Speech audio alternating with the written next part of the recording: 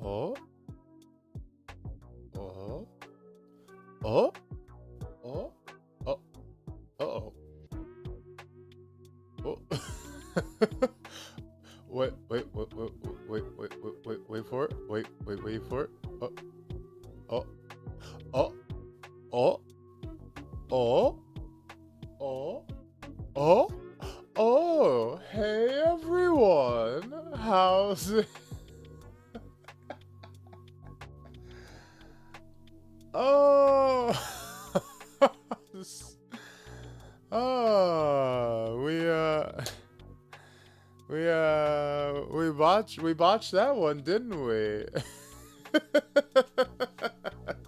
Nailed it, first try. But hey everyone, how's it hanging? Welcome to the stream. It is I, your host, the coolest of cats, the fruitiest of bats, the Vtuber extraordinaire with the soul glow hair, your nocturnal bae who will brighten your day, aka Tonbey. Bars. Oh, hey everyone. Oh god, my back. Oh god, my back. How's it hanging? How is everyone doing? Oh wow, Twitch chat is especially bad with their counter today. Apparently there's only one of you here. Or so Daddy Twitch would tell you. Everyone doing good? Everyone get here okay? Everyone feeling alright? Hey Daddy. Hey Piro. Hey Fish. Hey Jesus. Oh, we finally got back into getting some short stories out, or a short story. I'm gonna try to get the other one for today out after stream. The trade-off was no video at all for today. This is, I think, the first day since I started streaming that I did not have any kind of short or TikTok or anything, any kind of post prepared for the VTubering side of things. I gotta wake up, I know. Work was a little rough today. Well, not particularly rough in any kind of strenuous labor sense, but a bit vexing, perhaps you might say.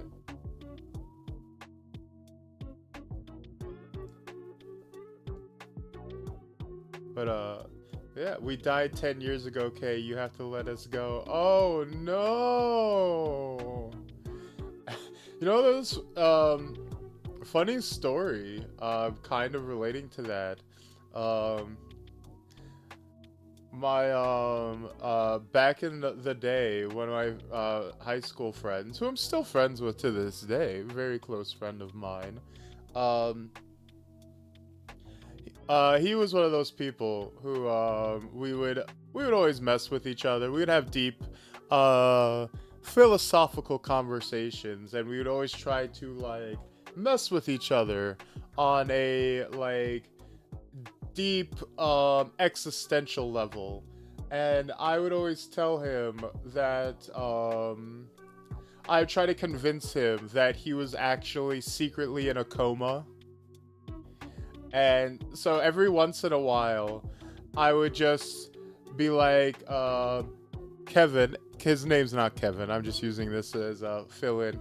We would just be talking about like some random thing. We'd be talking about a video game, be like, man, that new Kingdom Hearts game was freaking amazing, right? Man, I love that new boss. Kevin, wake up. I'd be like, yeah, man, we gotta go down to the cafeteria and I wonder what they're serving for. Kevin, wake up.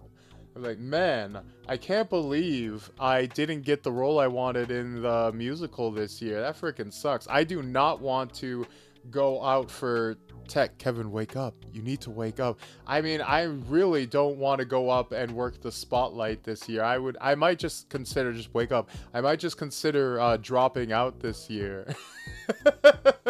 Like, and, oh, he did not like that.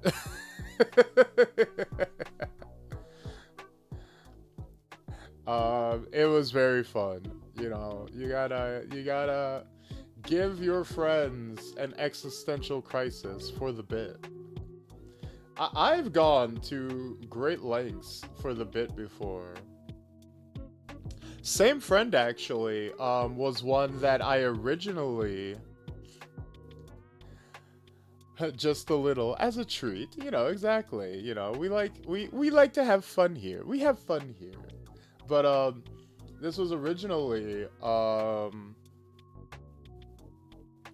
a friend I think I've alluded to before that I've done a few other online content creation endeavors in the past. This is a friend that I attempted to stream with before for a little while, a couple months or so. We were doing streaming together, and it kind of fell apart because it was his channel, and the whole gimmick was that he would bring on a different one of our like high school friends on a different day of the week. So it'd be like Monday he would bring on one friend, Tuesday bring on a different friend, and then Wednesdays was the day that I would hop on the stream. And we would always have fun. It was cool. It was, you know, we had a little thing going. We were building up a little bit of momentum. I think we would get up to like maybe 10 viewers or so. But the problem is, you guys know me. Scheduling nightmare? Not particularly. I mean, it was the same days every time. But, you guys know me.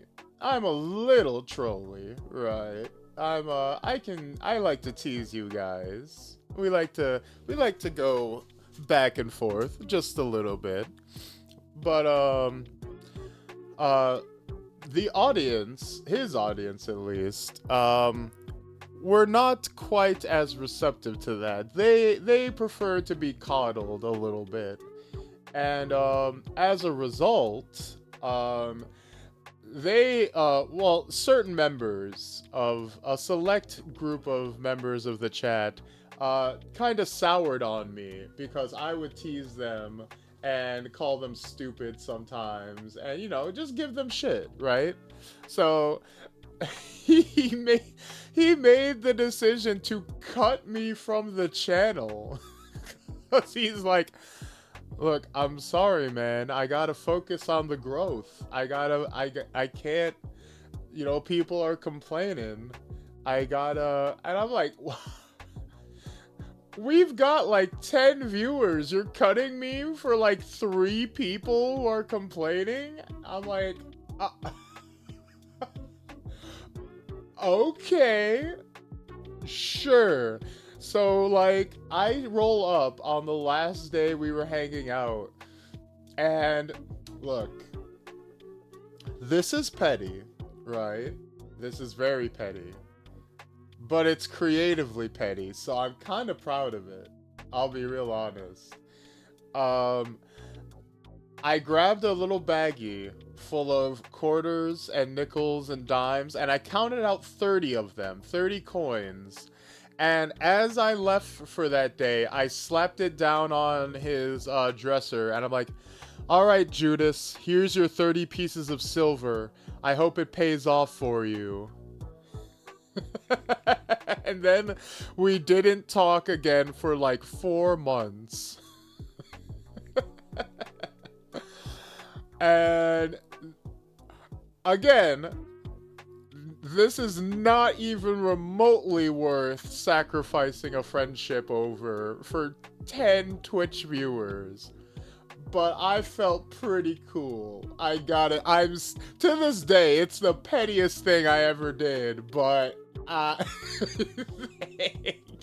thank you, Daddy, with the fire emoji. It was, I gotta say, I did feel kind of badass doing it.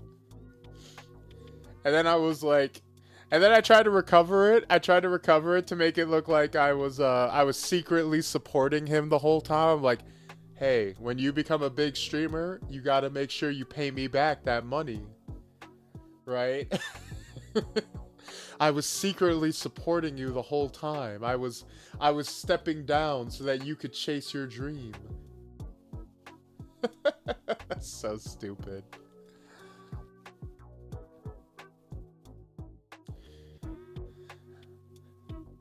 Honestly, people who can't handle the banter are not wholly trustworthy. Exactly, you know, it's a brittle spirit. Hey, that was more than those views gave, probably. I know, right? Well, you know, the streaming, I think he ultimately, like, managed to, make a little bit of money off of it. He ended up, he went on to, like, do some camming. I think he still, does every once in a while. Makes a little tiny bit of, profit as a, cam boy. So, hey, it all worked out for him. We did make up, like, 4 months later. We had a heartfelt, talk to talk. We cried over it. And, you know, I can't stay mad at people for too long. I'm too much of a sap.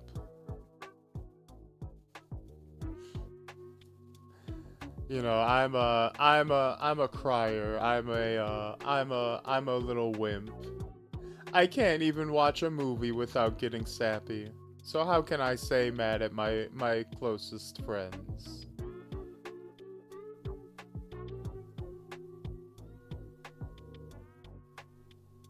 But, one second. Just putting the final touches on. Well, you guys know what I'm doing. I don't have to,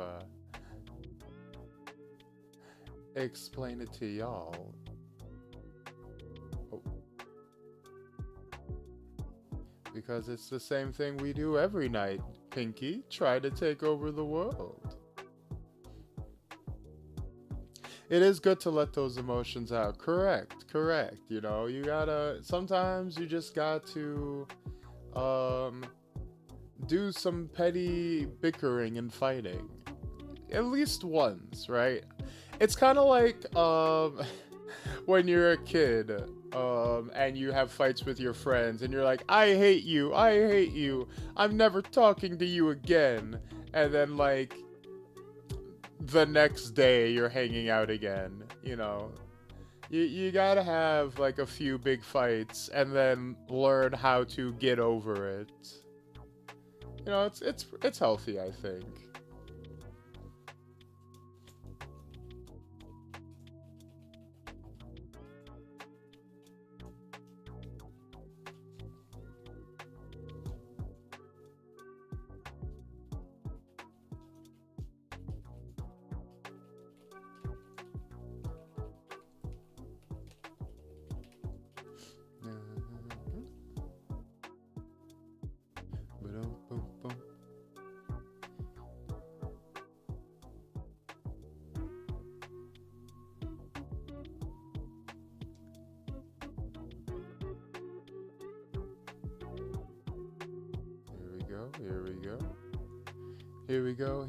Here we go.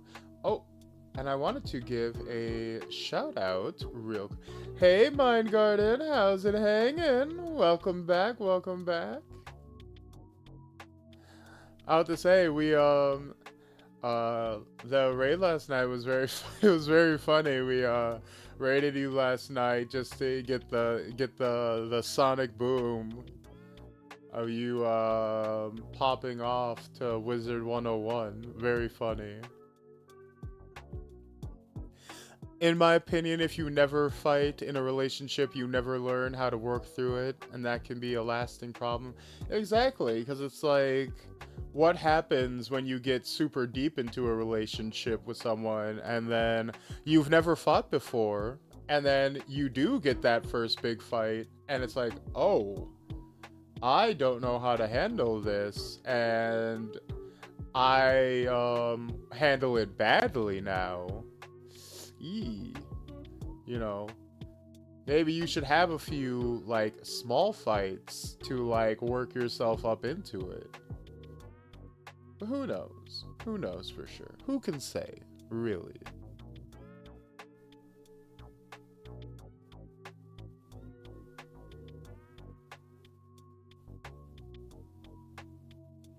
But yes, I think we are all posted up.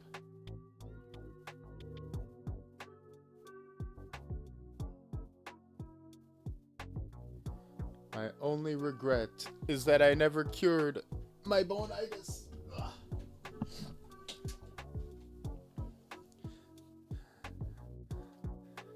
You got auto-modded?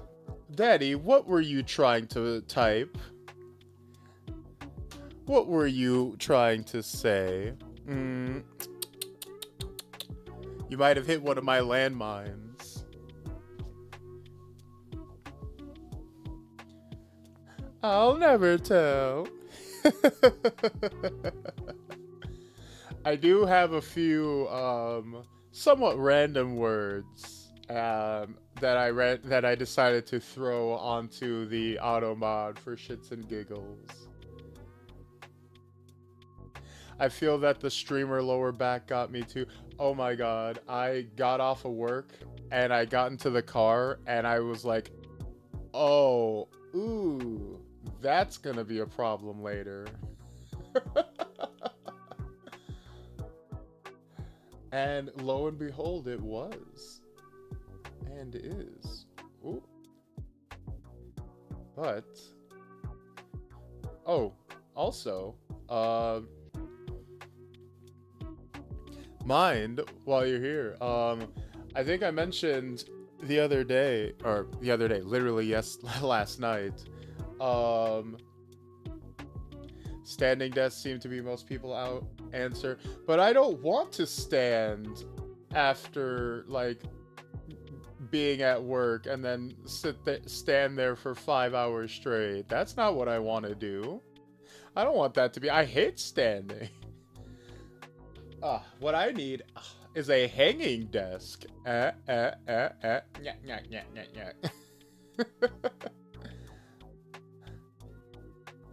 You're gonna try to suss out the filter and make a list over time? No, no, no. How dare you?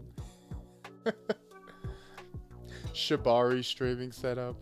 But no, mind, last night, you mentioned Friends on the Other Side. That was like my one of like 5 songs I can sing semi-competently. It's also one of my favorite Disney villain songs from Princess and the Frog. Love that song. I think that and Hellfire from Hunchback of Notre Dame. Love that song. You know, I had the thought just earlier today of maybe doing some kind of karaoke stream. Not because I'm good, but because I'm terrible. Maybe do some kind of shitty karaoke stream. Cover maybe one day? Exactly, something like that. Maybe I should like team up with a good stream. Maybe I should team up with a VTuber who's good at singing and we can pass off back and forth. But yeah, no, I'm actually kind of good at it, you know. What were the lyrics to that?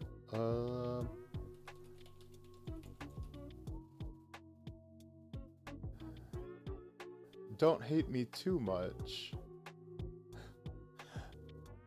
Sir, we need to leave. This man is obviously a charlatan. Don't you disrespect me, little man. Don't you derogate or deride. You're in my world now, not your world. And I've got friends on the other side. He's got friends on the other side. That's an echo, gentlemen. Just a little something we got here in Louisiana. A little parlor trick. Don't worry. Sit down at my table, put your mind at ease. If you relax, it'll enable me to do anything I please.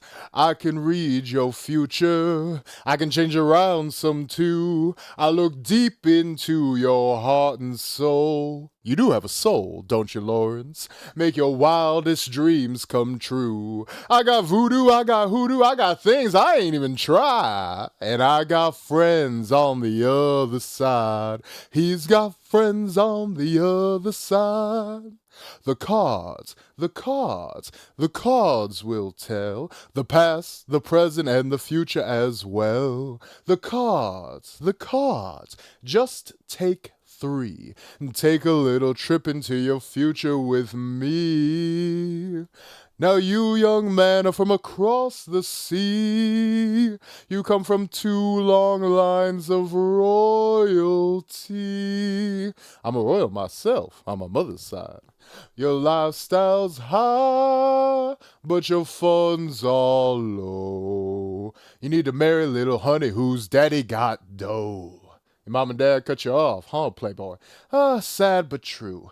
Now you better get hitched, but hitching ties you down. You want to be free, hop from place to place, but freedom takes green.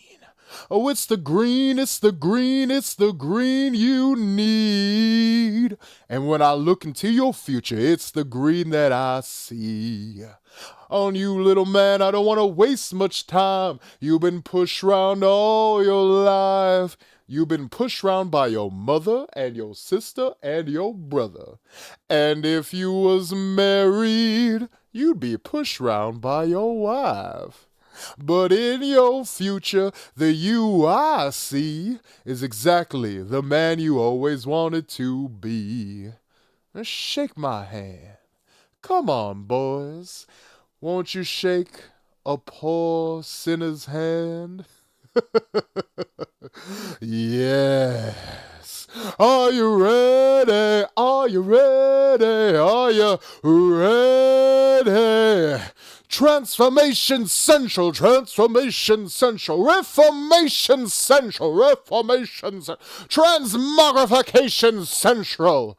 Can you feel it? You're changing, you're changing, you're changing, all right. I hope you're satisfied. But if you ain't, don't blame me. You can blame my friends on the other side. You got what you wanted, but you lost what you had. All right, 1 out of 10. How horrible was that? That's all I got. That's the best. We took 50 takes, and that was the best one.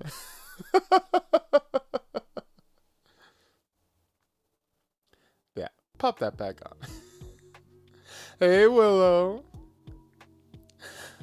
That theater kid upbringing really paying off. I'll have you know that in my theater kid days, I had one solo singing part, and that was for 1 line. I was not a singer in my theater kid days whatsoever.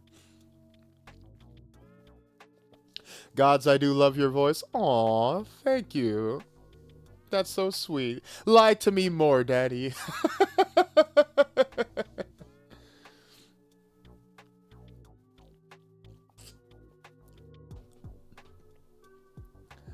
But yeah, that's my little karaoke pick. Also, if you ever want me to serenade you guys, I can do Close to You somewhat decently. 10 for awfulness. Thank you, Jesus. I appreciate that. See, Jesus will never lie to you. Considering I know the limits of that mic very well. Oh no, I didn't even consider how the mic hold up to that. But, oh yeah, also, I think we should, real quick, give a birthday shout out to one of the members of our Discord. One, Clementy19. Happy birthday to Clement. And of course, we give you the blackest present to the most brutal of all bass players. Nothing! I sent that Metalocalypse clip in the Discord earlier. I love that shit so much. Just a big old box of nothing. Which I received earlier today at work. Funny, because I part-time as a bouncer at the bar I work at, and I had to go in last Wednesday, New Year's Eve. One second. I had to do my bouncing on New Year's Eve on the week, in the middle of the week. And when I went to get the share of tips, because all the non-bartender staff, we get tipped out about 10% of the bartender's tips.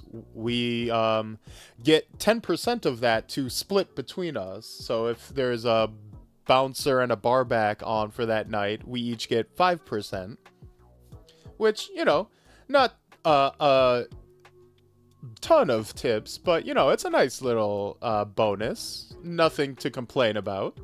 And so when I went to grab my tips, nothing in the safe. So I'm like, oh, anybody know where my tips went, guys? Went into the, you know, the work group chat. They're like, nope, no idea. And so everybody's searching around. Nothing shows up.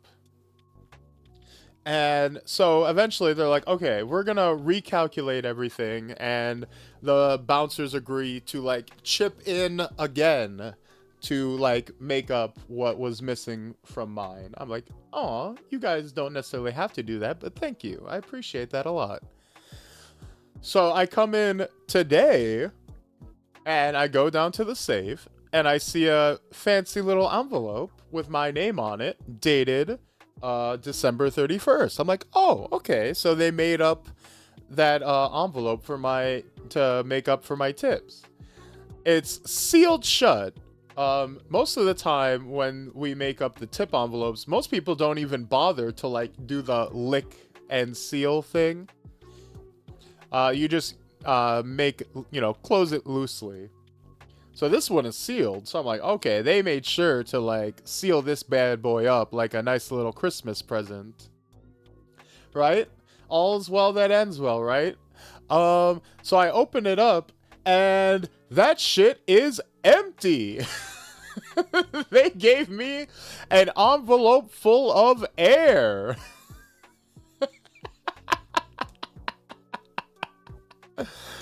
So I hop back on the group chat and I'm like, so hey, whoever decided to give me a sealed empty envelope dated from New Year's, one, genuinely very funny, good bit, good prank, but also fuck you. Like, what? Why did they bother close? So I'm like trying to piece together what the chain of events is, right? Because I'm like, okay, if the envelope had been empty but unsealed, I could see that the chain of events was, okay, they put the envelope in the safe because they were all gonna pitch back in, right? Like, okay, the envelope is empty, but all the bartenders were planning to, like, over the course of the week, you know, put money into the envelope because they had all agreed to start putting money back in, right?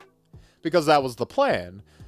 So my thought would have been like, oh, okay, they're planning to put money all in to contribute, but they just haven't done it yet. That's why the envelope is empty. But if the envelope is sealed, that literally can't be the case, because you can't put money into an envelope that's closed. So now I'm like, okay, was there money in it originally, and then someone came and took it out and then resealed it? Right? Is that what happened? And so after some investigating, what happened is, they calculated the tips that me and the barback were owed. They made a mistake on how much was owed, and one of the bartenders just accidentally didn't, like, because they miscalculated and, like, overestimated how much we were supposed to get, they ended up giving all of the money to the barback and didn't put any of the money in mine. Which, you know, the boss went on and was like, all right, guys, everybody calm down. There's no, like, no criminal activity here. It was just a math error. And I'm like, okay, you know, I'm not mad. It's just a big, you know, the bartender just made a goof. And it was one of the bartenders who, like, put in a lot of legwork to, like, try to figure out what was initially went wrong. So, you know, I'm not mad at her. She is a good girl. She's, you know, really nice, and she worked really hard to fix the situation. She just had a brain fart. But what I do kind of have an issue with, or, like, not an issue necessarily, but what I just kind of was like, is that it was being called a math error. It's not a math error, because a math error would be like, oh, you calculated how much money we got wrong, and then gave us both the incorrect amount of money. That's not what happened. What happened is you miscalculated the amount of money and then just didn't give me any money. That's not a math error. That's you gave me an envelope full of air error. That's a hand-eye coordination error. Like, I'm sitting there, I'm ready to post the goddamn Family Guy gif of, where's my money, Brian? Where's my money? Where's my money? But yeah, then the boss is like, don't worry, everybody, I'm just going to square K off myself. So, you know, Barback gets to keep his higher share, which is fine, because trust me, Barback did way more work on New Year's Eve than I did sitting at the door bouncing. So I have no problem with letting him take a higher cut of the tips at the end of the day. But yeah, very stressful for about, like, 15-20 minutes, and then, you know, just something to laugh about. But the craziest part is that even though we've resolved the situation in the end, we don't actually know what happened to that initial batch of our tips that went missing. So we still don't know what happened, like, because, like, at the end of the night, like, the bartenders, like, set our tips aside, but then they never made it to the safe, which is why they then had to, like, redistribute the tips the second time around. That money has still not been found or figured out what happened to it. And, like, the other bartenders swear that it got made, like, it got portioned out and, like, sent off. We just don't know what happened. So that money might have actually been stolen for all we know. Yeah, I'm so yeah. Still parts of the story that aren't explained, but the boss is like, all right, guys, nothing to see here, drop it. So I guess we're dropping it. So yeah, technically we both got the wrong amount of money, right? I'm so mind blown by how this story goes. Sorry you went through all that. Yeah, it's not that big a deal. Hey, I got a weird, interesting story to tell out of it. So that's all that really matters.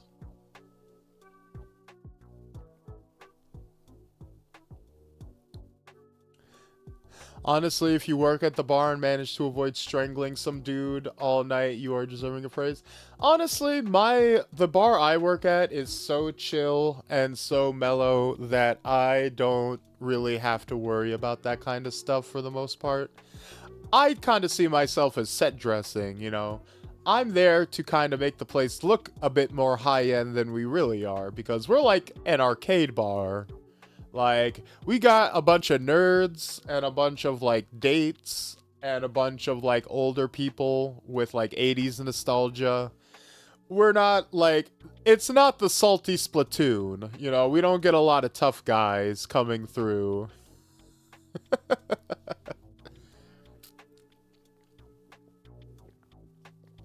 Probably just an accident, but someone got an unplanned present. Exactly. You know, hey, it's still close to the holidays, so, you know.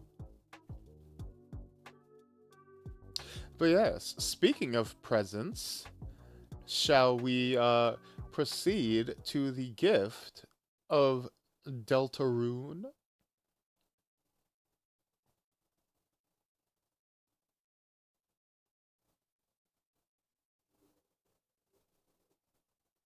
Ooh, ooh, that's a big old window, ain't it?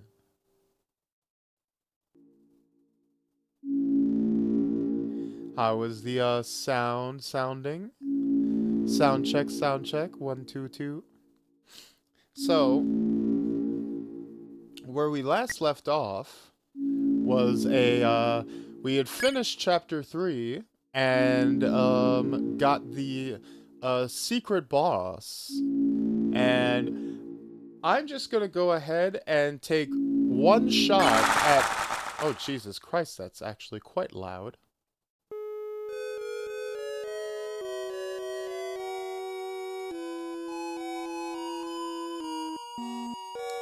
Let me real quick... Oh, Jesus.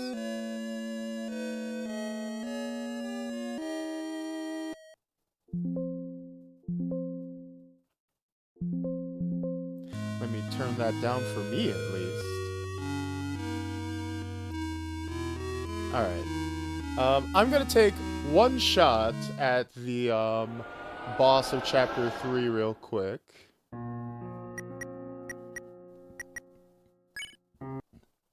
Just to try.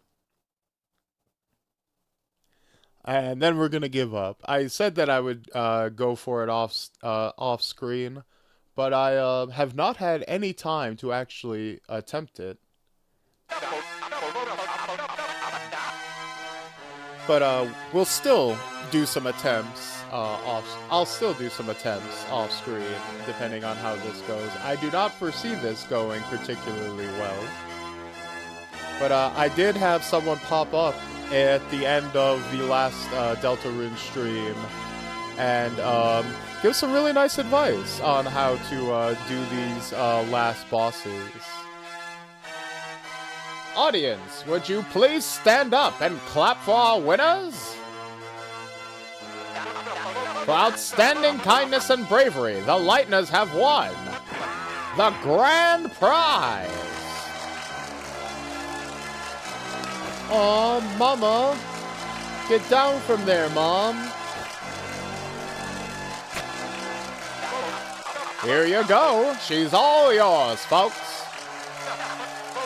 How wonderful. The family's all together again. Now, you can all finally... Oh. No! Tada! Tada? Who the hell are you?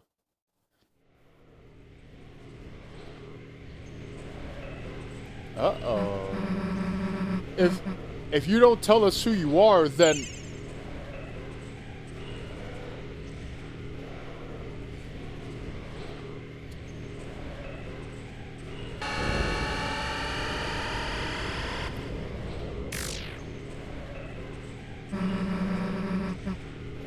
Traditional media dies again. Tragic.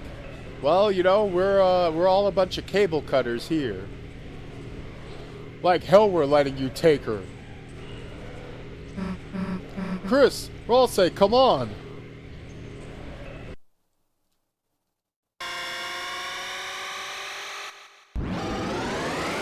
Now, I had a wild-ass theory last time that this is my my long shot, my Hail Mary, and it's that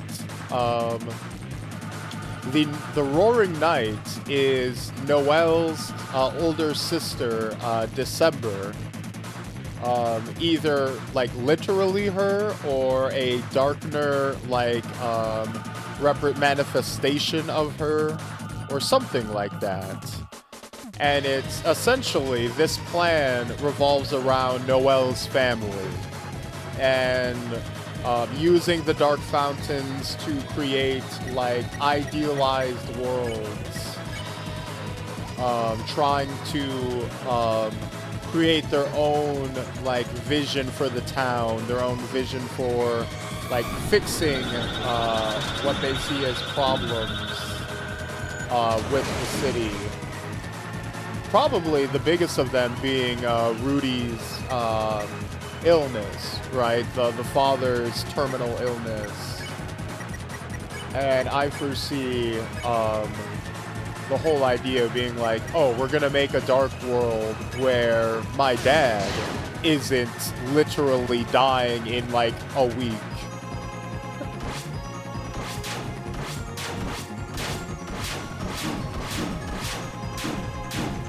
Oh shit, and we're down.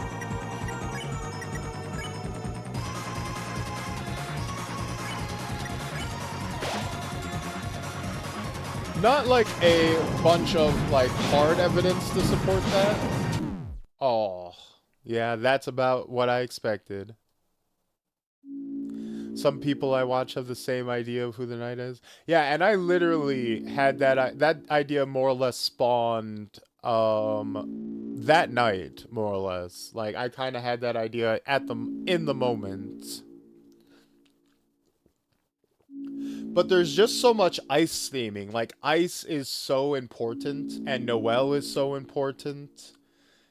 And like obviously that family, Carol is so important. Like they're literally even on like the Christmas tree is on the door of the shelter, right? The math is mathing. So I just feel it makes sense. Do I like 100% believe it? Am I gonna like go to bat for that theory? Probably not. I mean, one of the reasons for that theory is that the knight's horns like look like fucking like it's like part of it is because the knight's horns kind of look like antlers, like right? Like there is a degree of like superficiality to my theory here. It's like, oh, the knight kind of looks like a deer. It has to be December.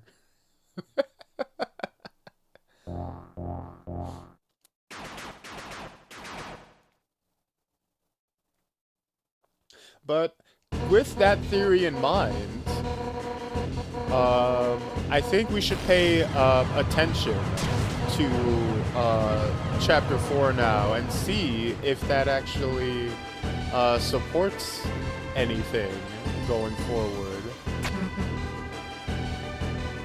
You know, see if we can find anything that will reinforce our highly biased viewpoint. You know, because that's how theory crafting works. You go in with an established idea and you try to find things that validate your ideas. You don't try to look for the truth. You try to validate what you already believe. Can't see anything. Chris, there's some kind of door here.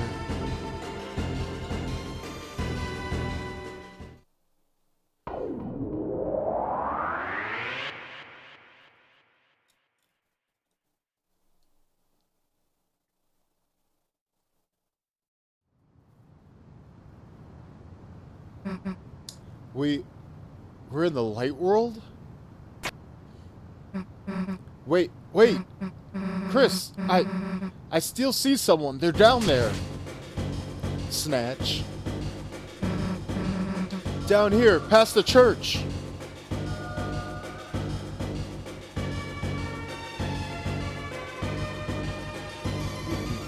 The science is sciencing. Hey. No dogs allowed. Hey, open up! Undyne! Officer Undyne, say something! Hey, this is a joke, right? You're about to come out of there, right?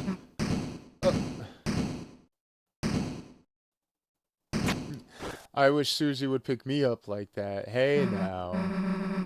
What the hell is this? It's some sort of electronic lock? Chris, what the hell is going on? Why did they take Undyne in here? And why were they trying to take Toriel?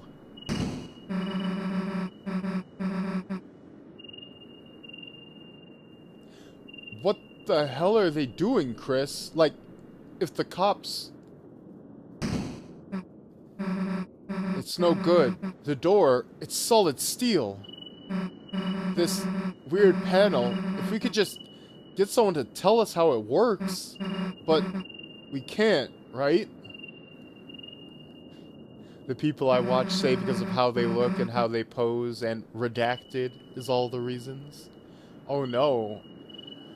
Do the people you watch work for the SCP Foundation by any chance? Because you saw that smoke, right, Chris? There's gotta be a dark world in there. If anybody else went in there, they'd... Toriel, she's still in the... Damn it. I hate to give up here, Chris, but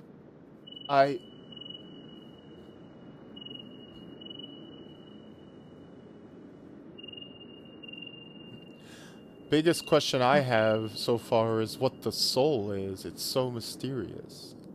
That is true. Like, let's just go seal that fountain.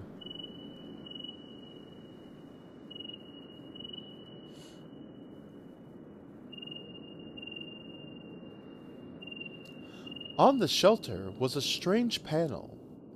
It looked like a digital security lock. There were 3 entry fields and 3 symbols beside them. One had a pine tree beside it. See? One had an officer's badge beside it. And one had the Deltarune. Redacted are some game files. Oh, see, I have not done any kind of data mining style stuff at all. I leave that to my betters.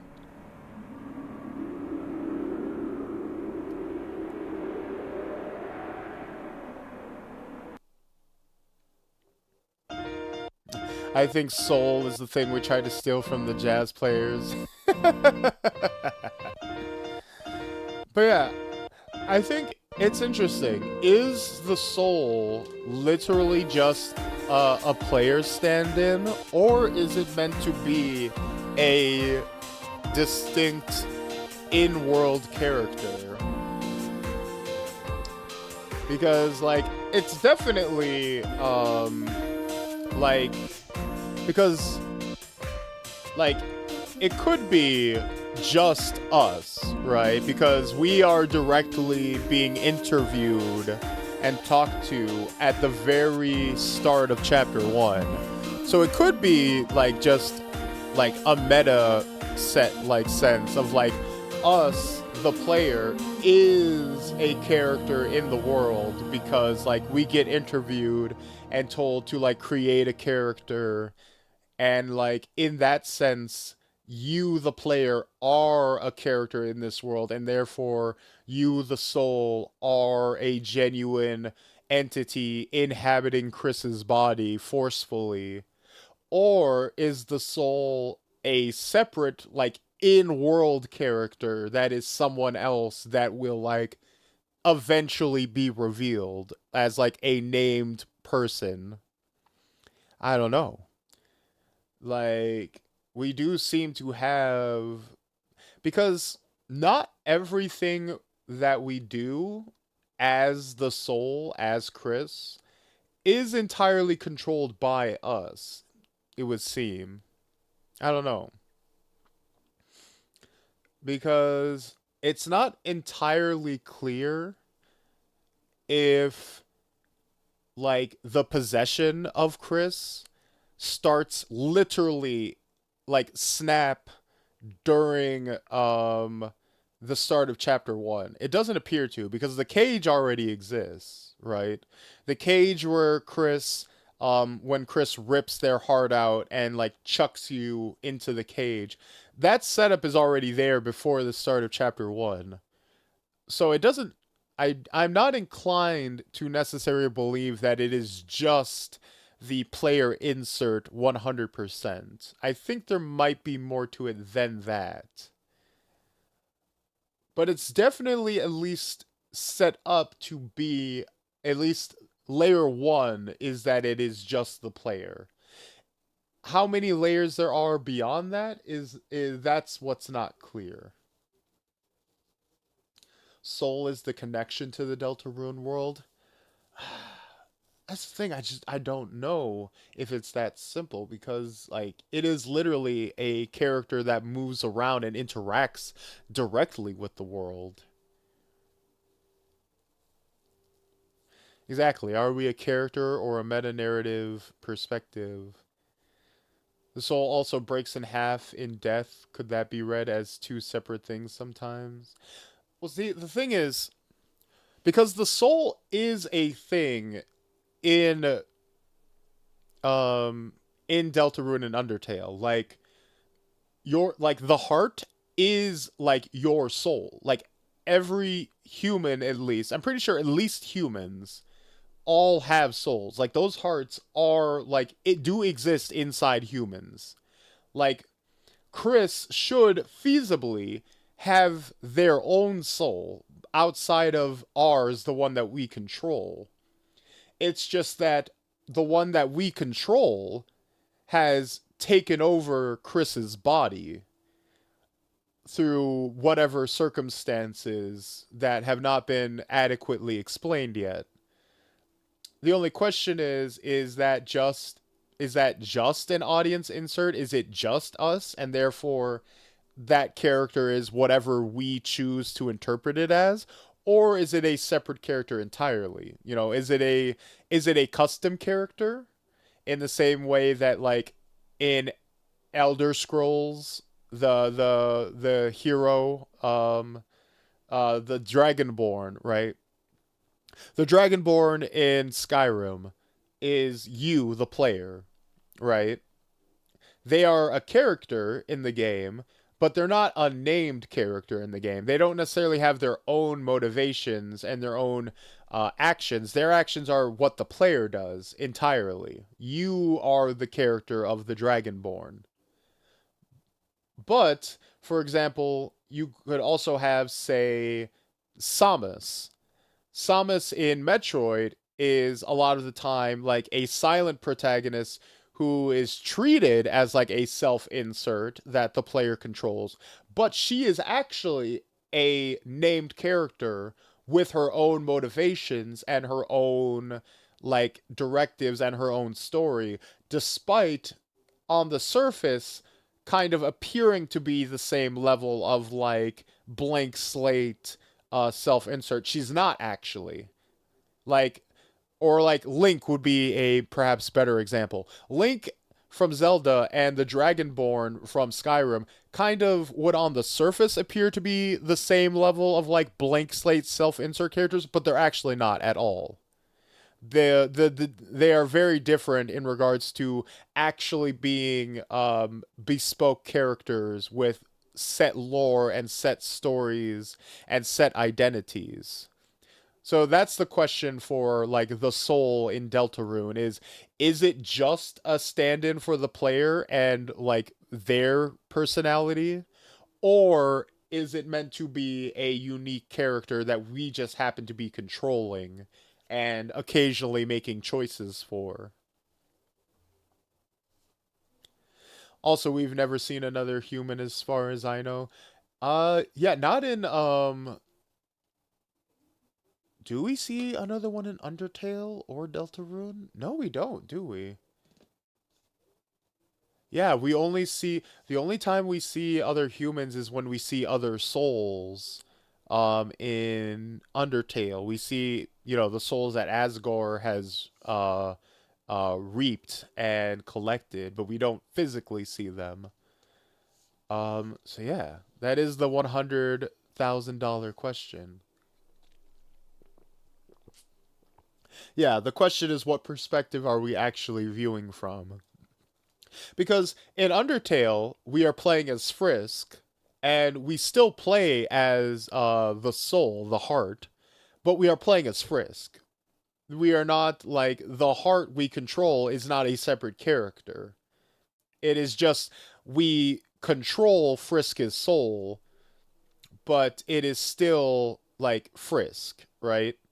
But in this, the heart that we control is a separate character, a separate entity from Chris.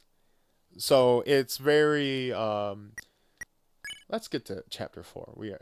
We don't need to be having this conversation just on the freaking select screen.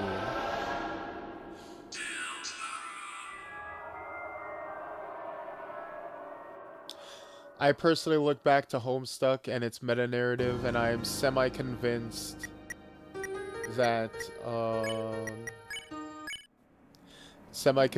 these worlds canonically as stories being played by us as readers slash players.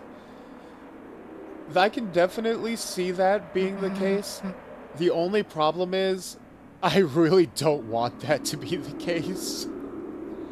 Like, I don't like stories where the twist is that it didn't happen or it's not real. I actually would very much hate that. Especially because, like, there's already in the story a layer of, like, oh, the Dark World isn't real. The Darkners aren't real. And, like, a whole chunk of the story is dedicated to, like, convincing Ralsei that, like, no, the Darkners are real people. They are, like, their own, like, they do have their own sapience and their own self-actualization. So, for it to then turn out that, like, oh, this whole world of Deltarune is just a story, that would suck. Like, I do not like when stories do that. To me, like, we already know that the story isn't real by the nature of it being a story. You don't need to make it even less real by then telling you within the story that it's not real. Right? You don't need to double down on it being not real. Like, I'm playing a video game. I know it's not real. You don't have to tell me twice that it's not real.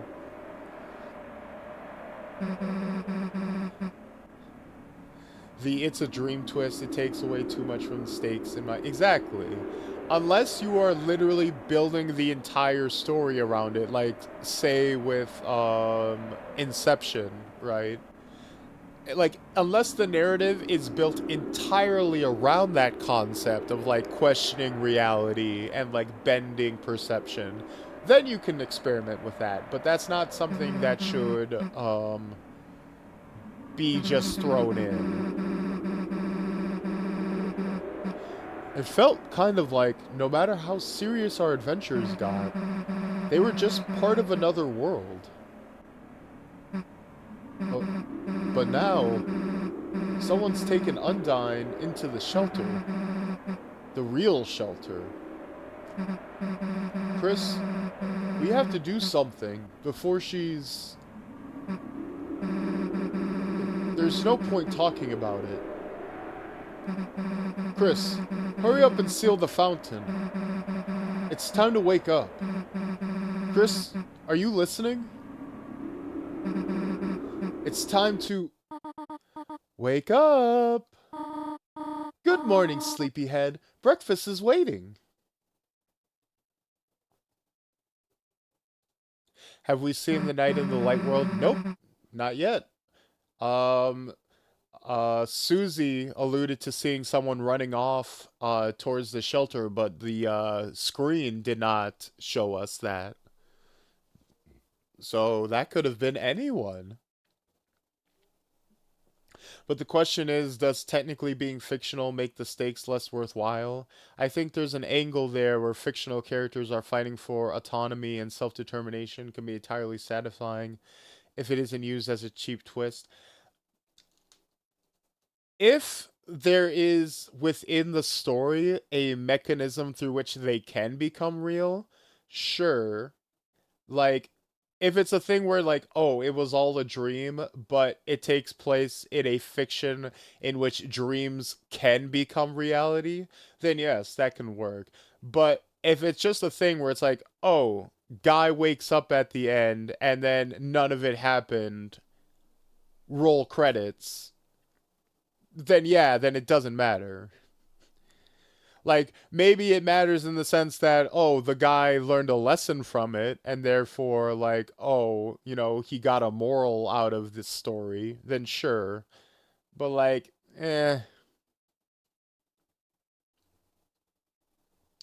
Chris, hurry up, or someone else will eat it.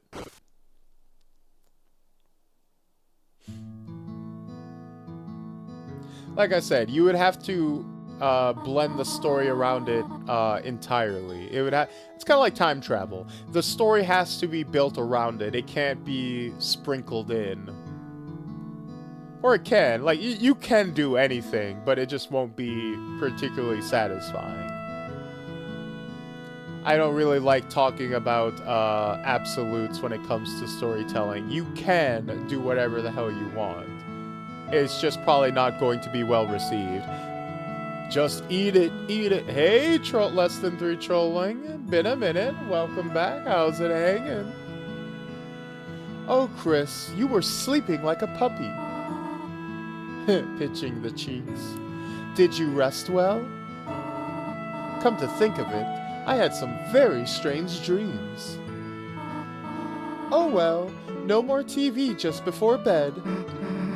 Chris, how the hell do you sleep through breakfast like this? Butterscotch pancakes? Infinite omelets? Living like this gotta be a sin. Oh, sinning, that reminds me. Susie, how would you like to go to service with us today? Jesus, we're talking about sinning right now. Get out of here. You don't need to see this. Sure. Oh, wonderful. Just let me find some clothes for you. Peachy. The hell? We have to go to church? Damn it. I knew these pancakes were a trap. It's a trap. Well, time for me to get the hell out. Chris, wait a sec. You remember last night, right? Undine, the place she was taken to. The shelter. It's like close to the church, right? It's probably a long shot, but maybe someone around there knows how to get in? I mean, if we don't hurry and save her, then... Susie, Chris, come and try on your clothes. Just a sec.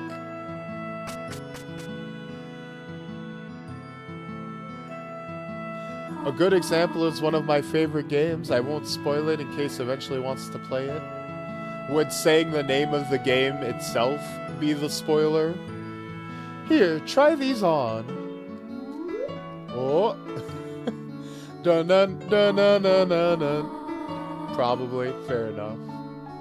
Sorry, Susie. All that fits you are Azriel's old clothes. Oh, Chris, does she not look perfect? Sorry this is happening. Shut up! This is your fault! Well, shall we all, walk over together? Those tires are still Those tires are still slashed.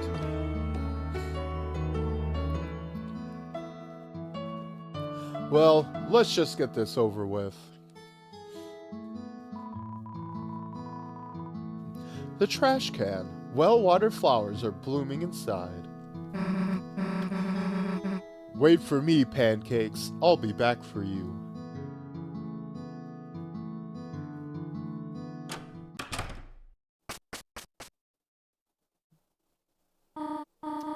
All right, we're here.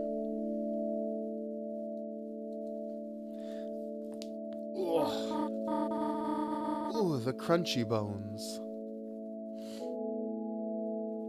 Susie the homewrecker meets her mom.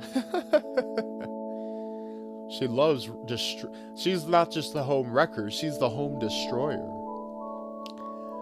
Now, Chris, Susie, I have to prepare for choir now. You two behave yourselves, all right? Yeah, of course. Don't have to tell me twice. Chris, show Susie where to sit down, all right? Guess we gotta go through that big door. Unless you want to look around first. 1 second.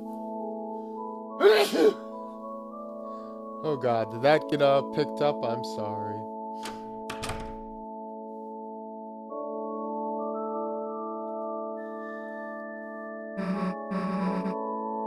Hell yeah, back of the bus. Oh, Ralsei would love it here. Your mom can barely see us back here. You aren't gonna sleep, are you? Sleep through the service. Your eyes closed instantly. Sneezing so hard you might achieve powered flight. All good, heard nothing. Have you ever sneezed so hard you kind of throw your back out? Like you feel it in your spine, you sneeze and you're just like, oh, oh.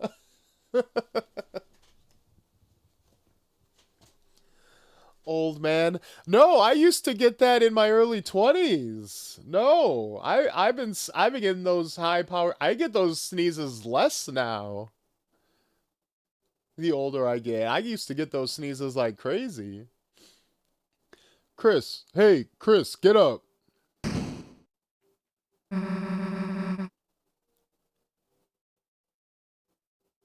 Later, mine. Have a good one. Thanks for stopping by. Oh yeah, remember that you aren't a child anymore, sneeze? Sneeze so hard you pee a little? I've never had that. I've always been quite well in control of my bladder, fortunately.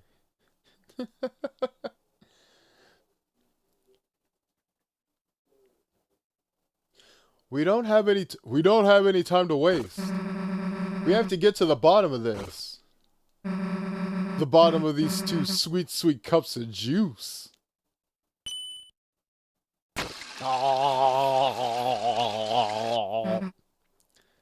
Ah, church flavor.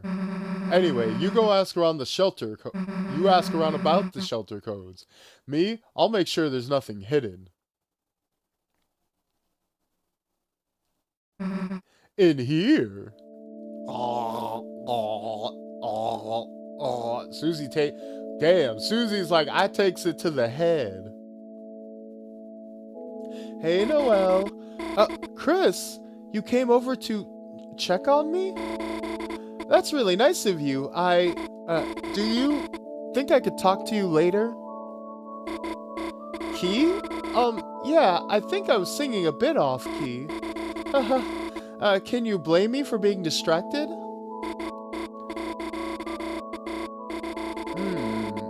So we don't get to interrogate her like the first time around. Me going for the spit bucket at the wine tasting. Oh, foul, foul, daddy. Own your loud seizes, don't hold them back, no matter how hard your family glares at you.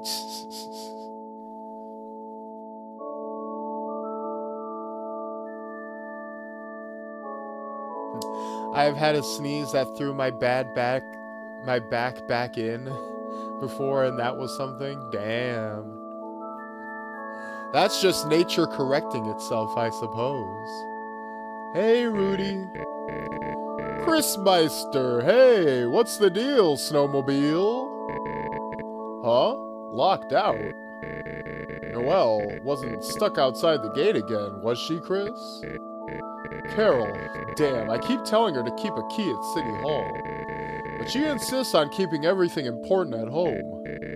Like, when Noelle was a kid, she made paper snowflakes for Carol to hang up at work. But Carol just wouldn't take them there, because she wanted to keep the damn things safe. She preserved them and stuck them up on the wall at home. Of course, you know Noelle, she had to cry over that. Until she went and made snow angels with you guys. After that, she forgot she was sad at all. Anyway, what was I saying?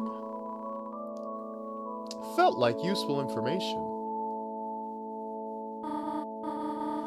Sorry, honey, I'm still catching up with Rudy. You and Susie can go home earlier if you want to. You know, this morning, Noelle was saying, I wonder if Chris is going tomorrow too. Just make sure she has fun, alright?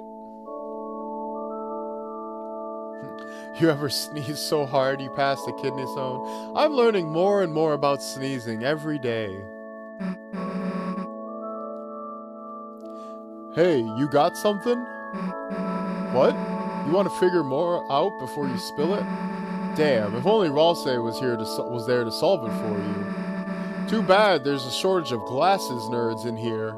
Oh no. Oh no, we don't have Birdley here for some strange reason. Juice. Your teacher looks thirsty. I'm not too religious, man, but I just, love coming here. The atmosphere, the structure, the community, it's just so groovular. Yo, Chris, don't expect to see you here. And with Susie. You know, last time at the shelter, yo, that wasn't cool. Chris, the weenie thing was just a bad snowy joke. You don't have to prove anything, okay? Chris, put anything in your hair before you come here today? No? You mean, you ain't gel it? Get it? Angel ain't gel? Don't laugh. What? It's not funny? Do humans not have any sense of humor or something? Yo, Snowy, Shelter? Shelter? I hardly know her. What? Hey, be nice to your mother. You're all she talks about, cat. What? You're her little snowball, her little slushy. Make your mother proud, Chris. What the fuck? They should make loud sneezing an Olympic sport. Y'all just be saying shit sometimes. Susie acting like that one guy that knows the communal was spiked with just a shot of something and is determined to get the whole shot. I love this horrible snow creature and its terrible puns, I know, right? I love how they both have terrible, ties on. They're both in on the gimmick. It's a whole family affair. Chris, a nice surprise seeing you here. Darn, I need a drink, but Susie's over there, and if I go make my 25% red and 75% yellow juice combo, I know she'll make fun of me for it somehow.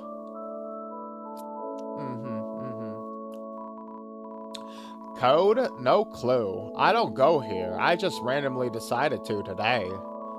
But the way that girl's reading was like so bad. It was so awful you can't help but smile, you know? Like, what does that girl think she knows? Well, let's find out. Chrissy! Oh my god, you came to see me! So cute!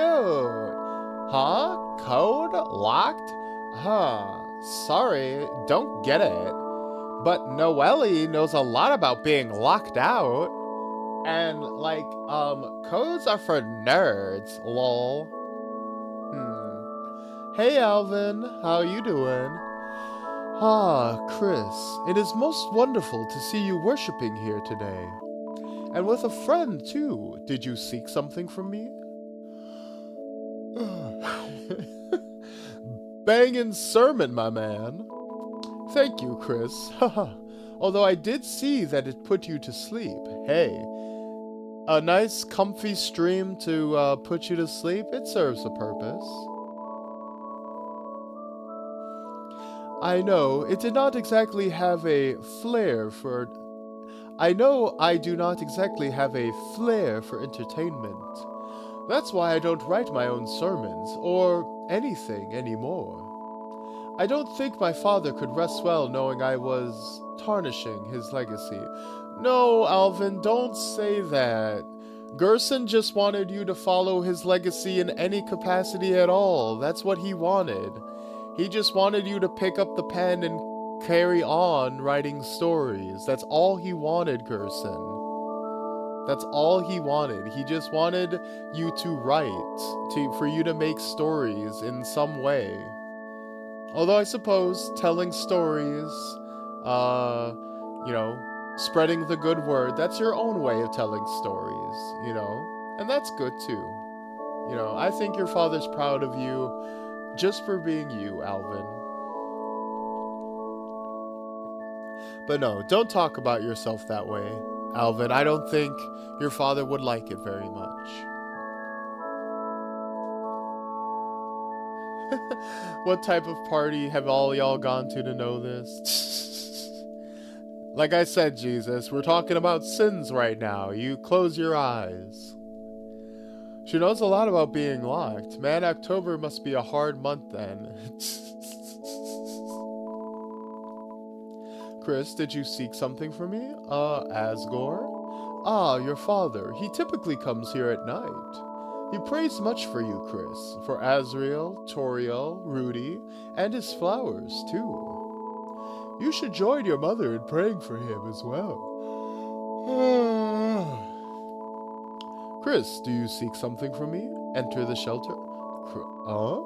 Chris, I do not know what you are experiencing recently, but...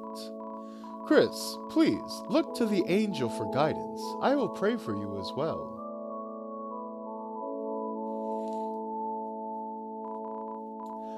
Chris, fooled you? Haha, I bet you thought I was catty. No, Jockington, no I did not. You're a fucking snake. And she's a giant cat. You look nothing alike. You have fooled no one ever. Today's game was wild. I think we won.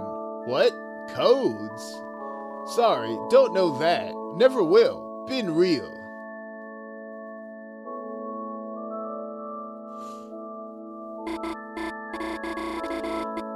Key? Okay, I can't talk to you. Glasses, add 25% red. Add some yellow. Does she want yellow? No, she don't want yellow. Does she want blue? No, she don't want blue. Whoa, nice juice combo. Looks cool. I gave that bitch blue. She don't want blue. Becky, let me smash. Oh, Becky only wants Ben. Ben is a hoe. Chris? Is that my special combo drink recipe? Drink the juice in front of her.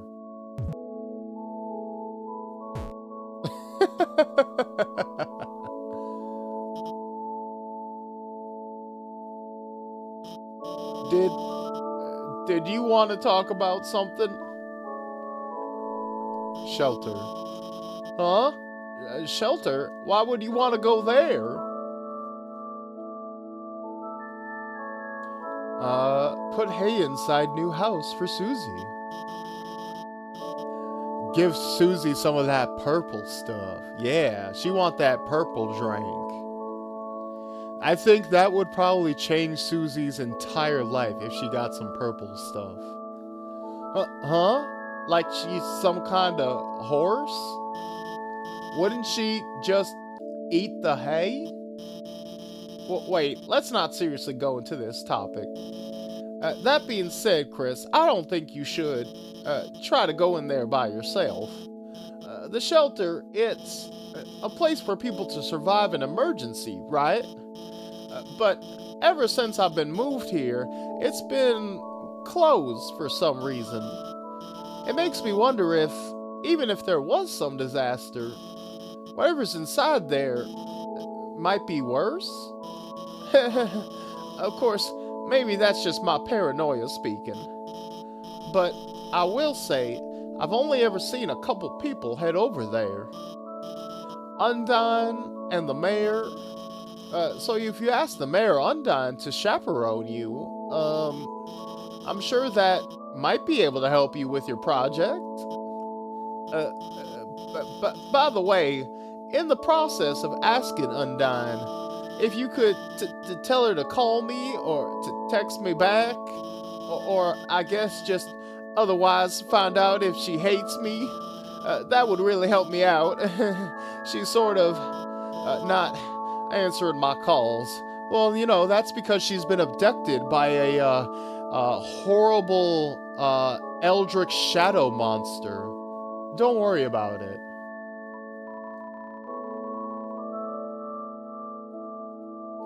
Felt like you gathered enough clues to tell Susie. Yeah, we gotta spike that. Oh god. She took it. She drank. It was me. I drank it all. How do you think I got so fat? Tell Susie the info? Of course. Cool. Let's hear what you got. You explained the situation to Susie. So the only two leads we got are Undine and the mayor, huh? I guess if we think about the three symbols on the shelter, that pretty much tracks. One looked like the church symbol. Don't got that code yet, but it could be here. One looked like the badge the cops wear, so Undine probably knew something too. One looked like a pine tree, and the mayor likes trees, right?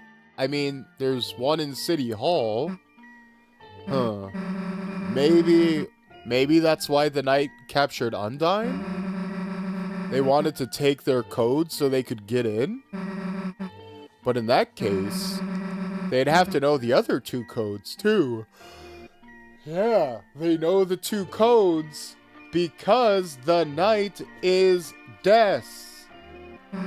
I'm telling you, everybody, pointing to my cork board. That whole shot is starting to hit all at once, and it's got her thinking in 3 dimensions. Someone goes to church who knows the mayor, who also has something to do with the cops. Who the hell could that be? Guess City Hall's our best bet for now.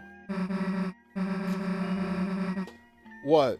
Noelle said her mom keeps everything important at home? Yeah, wait, now that I think about it, the mayor's Noelle's mom, right? Maybe if we tried...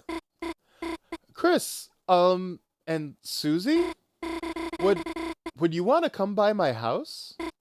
And work on our projects after church? Huh? Huh? Uh, yeah, of course. Great. I'll go bring my dad back to the hospital. Cool. That's awesome. See you later. Too easy, right? Boom, gimme 5. Uh, what's up? You got something against Noel, Chris? Uh, like, uh, hey, maybe things took a weird route right now. I mean, who'd expect she'd ask us like that? That's right. She wasn't the one who approached us in the, regular route, um, when we went through the first time. Well, we should be glad it's going so fast, right? Humma, humma, humma. Right?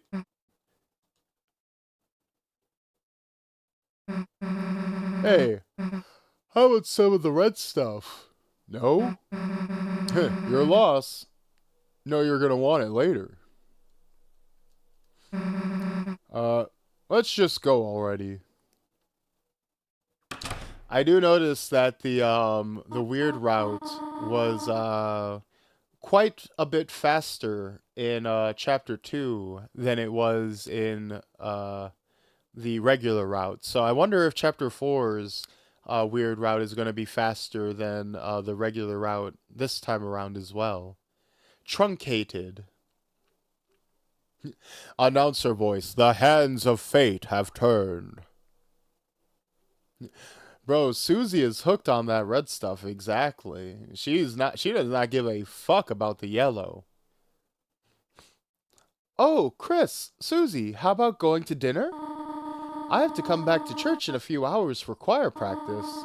It would be nice to have a little treat before then. Oh, Tori, what a coincidence seeing you here. After church ended too. Oh, hello, Asgore. Oh, Tori, would you look at that? It seems I had some extra flowers lying around, and... Asgore, I think I have to go. I'm sorry. Can we talk later? Of course. And by later, I mean never. Bye. Well, little blossoms, we tried our best. Asgore, if this is your best, you're going to be alone for a long, long, long time. To the benefit of most women in this town. Just hope Azrael will be able to see us all back to normal. Oh. Oh, Chris, how are you doing? Would you like some flowers? Here, share with your friend. See you later, alligator.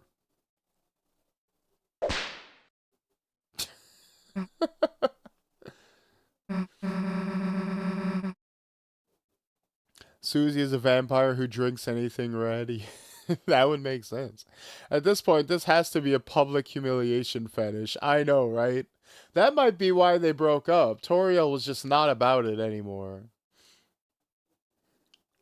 See, I take Asgore out for a drink, but he's the kind of dude that would probably be like, it's okay, I just gotta make things normal again. That's literally what he's saying. It's literally what that's not even a probably. That's not even that's just what he just said 5 seconds ago. See, I don't know if I could take Asgore out for a drink because he's gonna do something weird. He's gonna want to chat up the ladies in a way that I'm gonna have to start apologizing for, and I don't want to be in that situation.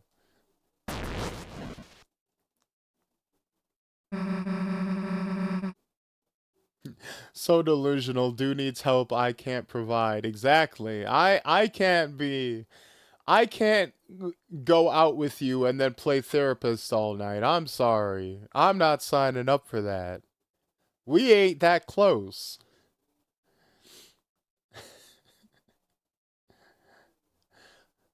Now what? Want to check up on Ralsei at school? We should probably catch him up on the plan. Well, I guess we could go to Noelle's first. Whatever you want to do, do it. It's the weekend.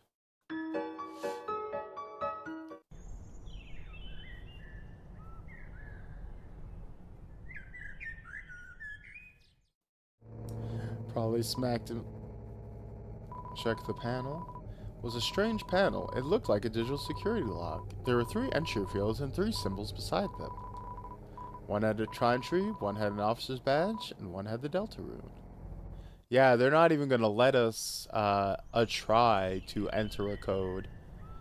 Because people would just brute force it until they figured it out and, like, had to get some kind of secret.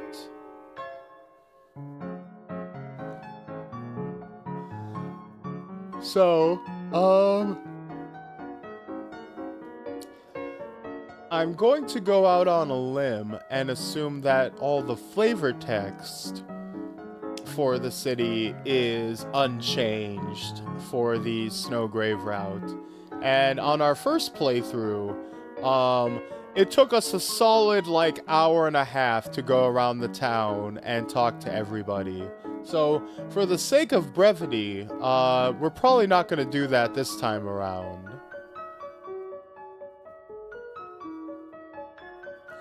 So, we're going to, you can go and check out the VOD if you want to see me reacting to, talking to everybody in town here for the start of Chapter 4.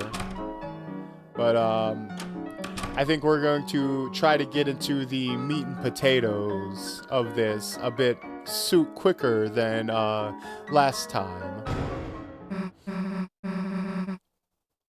Chris, wait a sec. Let's go get Tenna.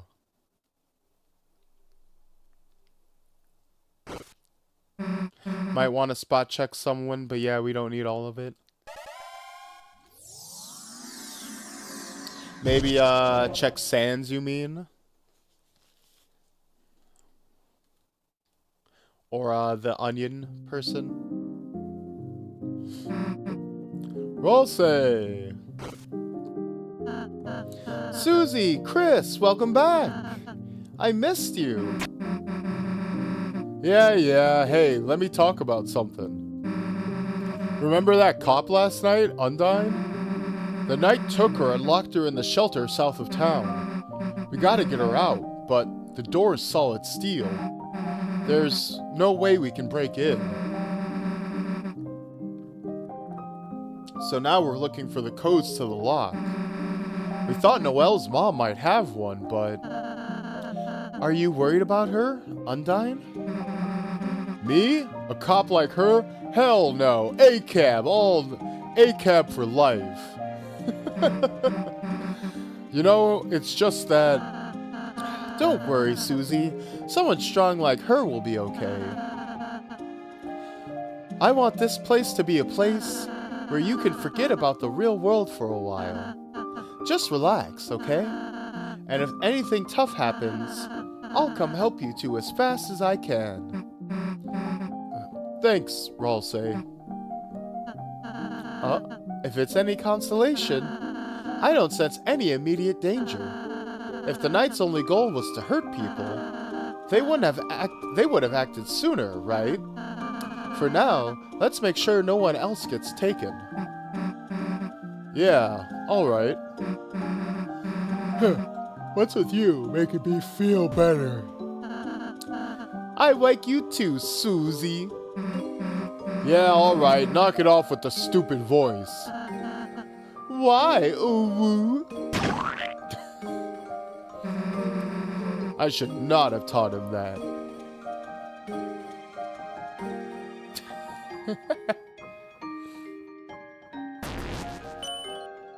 Hey!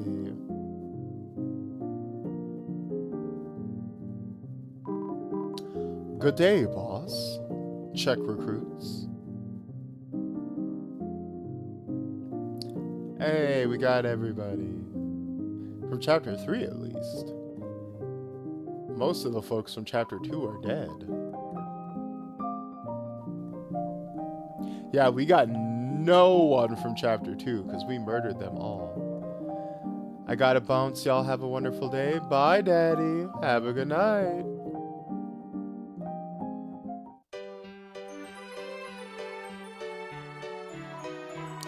Boss, I'm sorry, but welcome to the Love Dojo.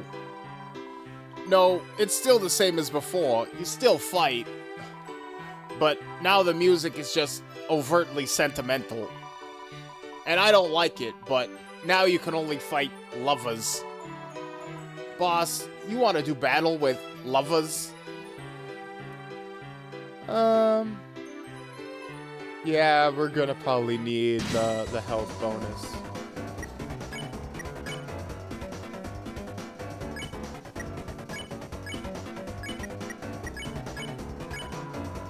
You looked at the sky and took an umbrella? Susie dreamed of sunny days, or I'll say hope for starry nights. Tonight's weather is sun, brilliant sun.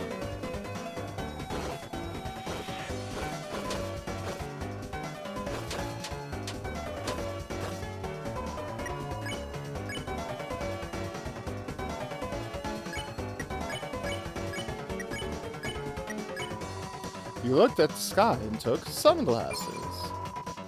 Oh look, a lover's quarrel. Well, they seem to be on the same page now. Tonight's weather is crystals, shinerless crystals.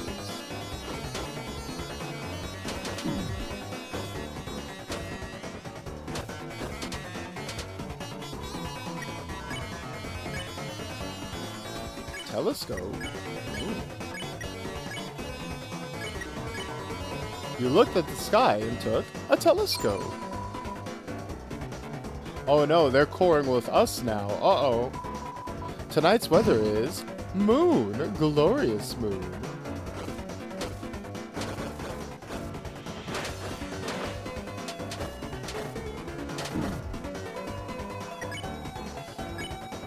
Oh wow, this is going pretty smoothly actually.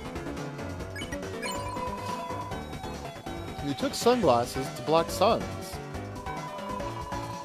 So you've caught on to our forecast. Nice work, you little sunshines. But winning us over won't be that easy. Here comes the rain.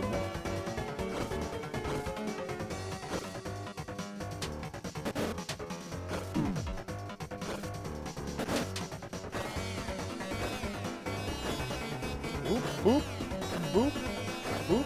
Oh, uh-oh. There we go. Ah, damn it.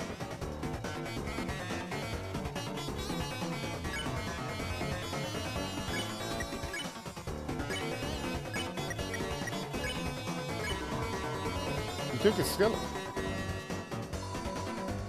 Ah, damn it.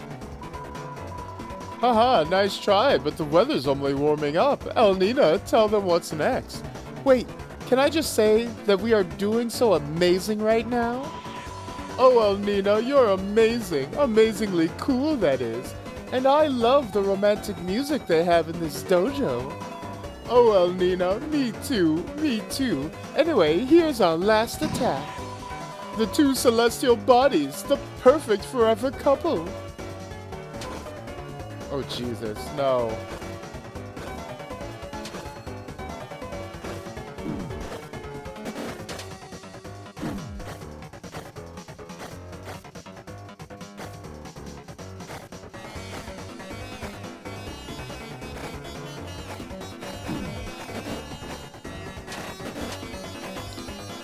Jesus Christ.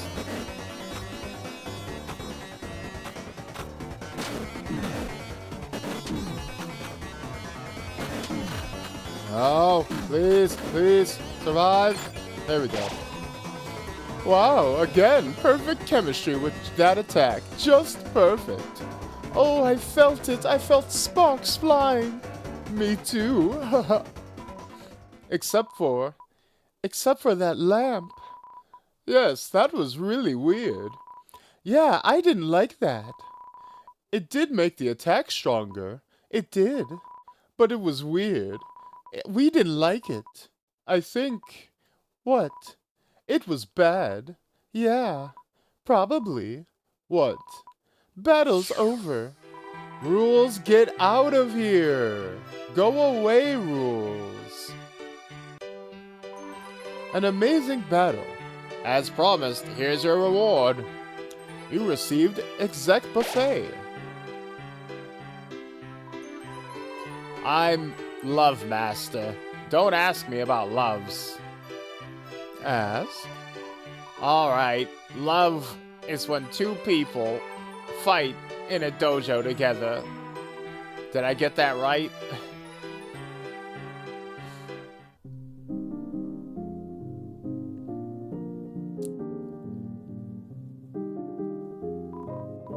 Hanafuda, I think it will be my turn to bake next time. I just learned what bread is. Bread, bread, bread, bread, bread. Oh, no. That was for, like, 3 people in the entire world, and I'm not sure if any of them are in my chat.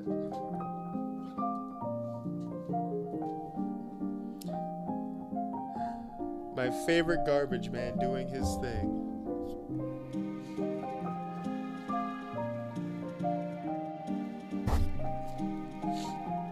One second. Going into,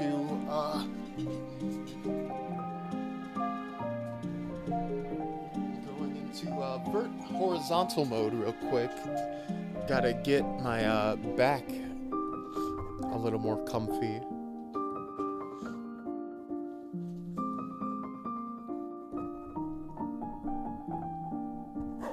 The music in the castle town is very relaxing.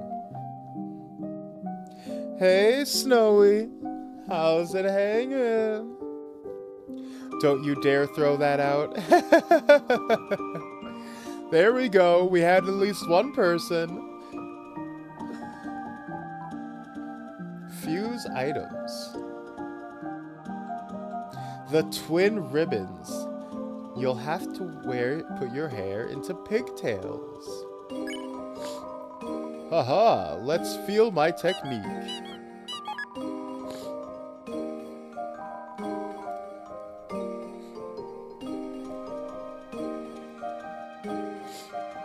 A strange blade, Thor ring, and pure crystal. Tension bow. Gain 100% more tension from grazing bullets.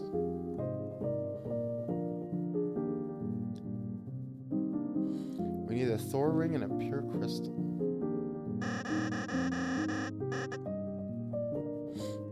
I could sleep to this BGM, I know, right?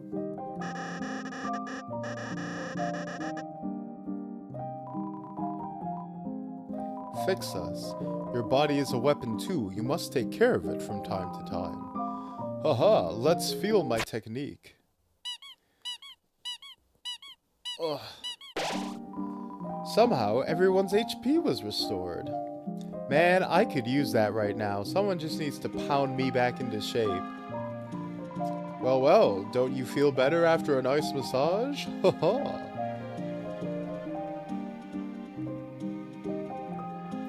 Did they just smash their face onto the merchandise? Of course, they're a giant hammer.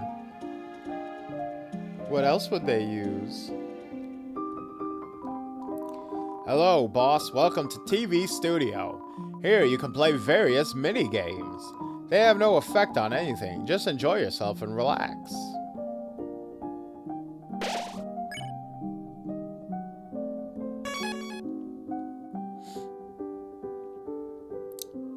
Dude, same.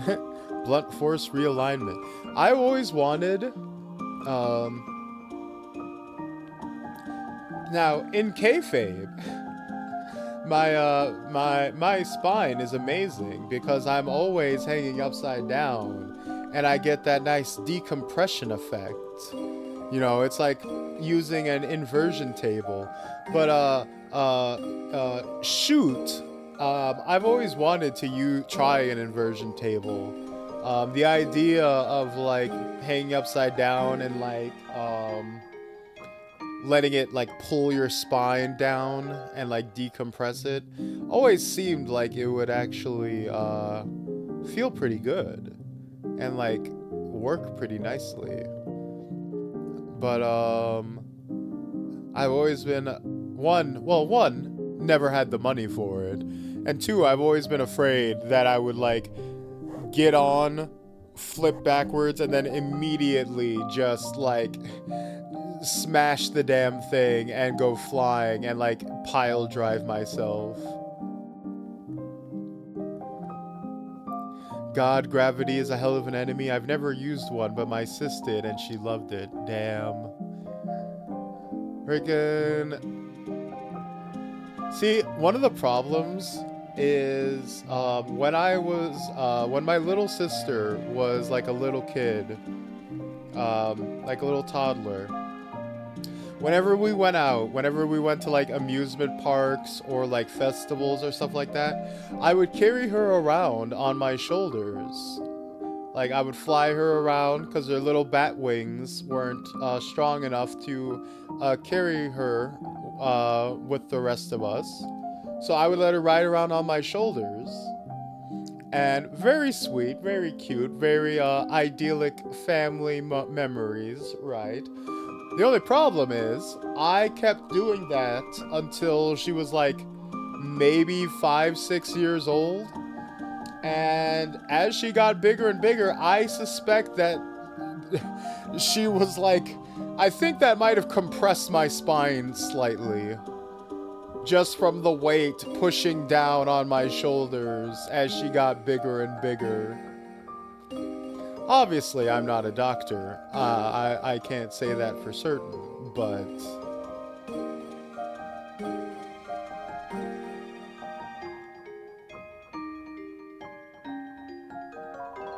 I'm the hacker. I'm a programmer, too. Keep it on the download. Shh. I've got the mods on deck. I'm about to win it big.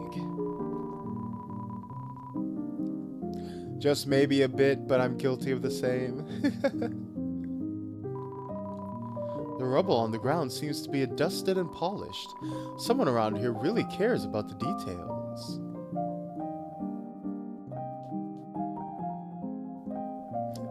Aw, carrying Lance around is so cute.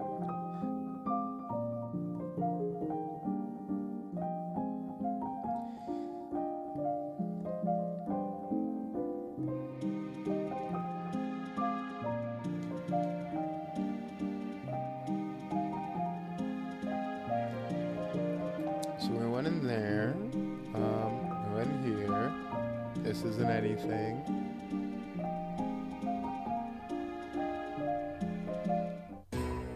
Hey, Sham. Hey, welcome, travelers. Ah, I know what you're going to say. Now, there's no shame in it. You fought the knight, didn't you? Well, we all know there's no winning there. Even with the Shadow Mantle, you might have had a chance. But even then, getting the Shadow Crystal would be challenging. Don't have a long face now. We all knew nothing would come of this. But it was fun to pretend it might, for a little while. Thank you. God damn you, Sham. Stop mocking me!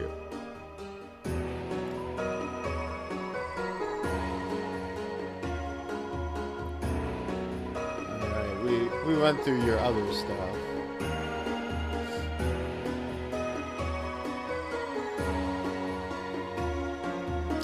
It's funny you insist on hanging around here. I won't sell nor say anything new, I'm afraid. I'll brew up a cup of tea and get out the blankets, but leave when you please. See you again, or not.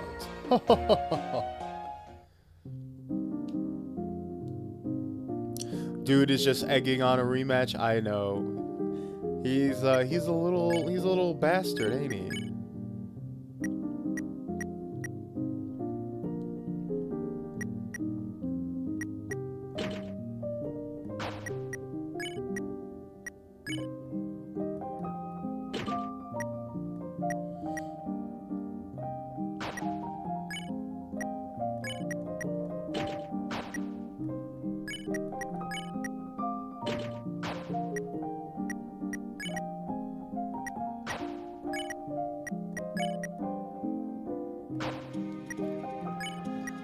Viper Scarf. Alright, yeah, let's put our,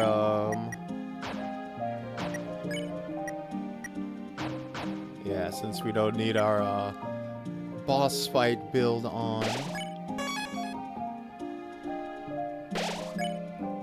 Yeah, okay. No. I wonder if Darkners can age. That's an interesting question. I would assume not. They seem to be, kind of locked in time, as it were, since most of them are just kind of magical beings that are, like, spawned into existence the way they are. I mean, they can experience the passage of time, but I don't think it alters their form any differently. Like, we see Sham in the real world, and he is just like a old, like, stitched together doll in the classroom.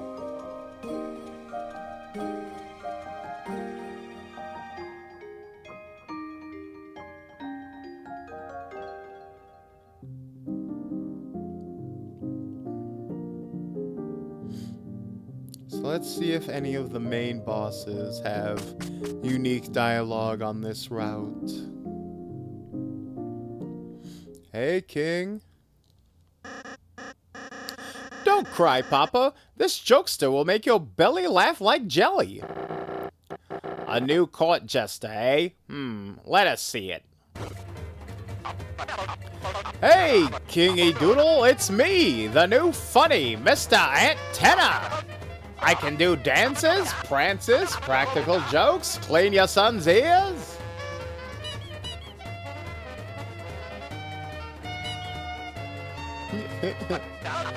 Hey, what did the playing card say to the television? Leave. Ah, he did, huh? Tough audience today, folks. Maybe I was too modern, too relevant. Oh, whoops, I tripped. Hey, don't laugh at my misfortune, Good work, son. I like this one. I mean, they like me. They really like me.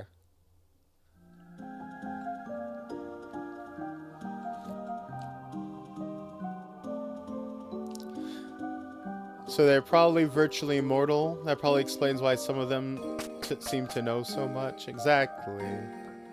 The real question is, what the time frame on them is, because the Darkners do, you know, they do reference, like, existing and, like, for a long time, right? And I suppose it's a question of what does passage of time look like for them? Like, Tenna seems to have all of his memories of being just a regular TV before any of the Dark World stuff even started happening. So, like, his memories don't start with being, like, brought to life by the Dark Fountain. Like, he seems to retroactively have all the memories since he was, like, put together and manufactured as a regular TV. So, like, I think it's, like, literally that. So, like, regardless of when a Darkner is quote-unquote, like, created or, like, spawned, they have all the memories of anything that object would have seen or would have, like, been present for. I have a surprise for you two. If we could go in your rooms. Ooh, tea party. Huh? Our rooms? They're combined? Just for today, I thought we could use the space for a tea party. Huh, a tea party.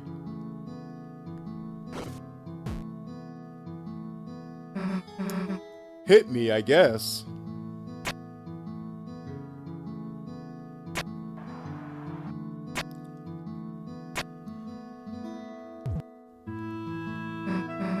Hey, this is pretty good.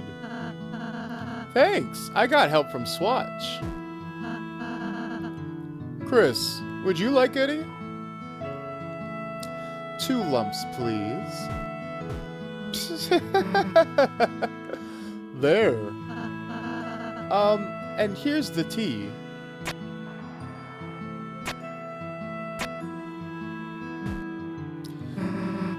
Let's go full Nesbit. It's kind of funny.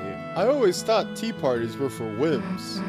I mean, don't get me wrong, they still are, but just feels like when I'm with you guys, I don't even need to think about that.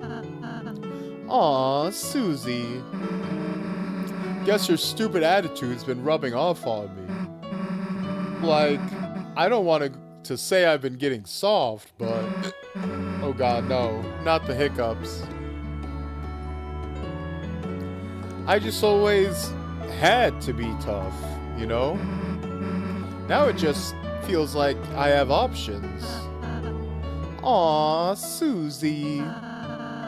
You've changed so tremendously since I met you. No, rather, you've just finally been able to be yourself. I feel... I just feel so proud of you, Susie.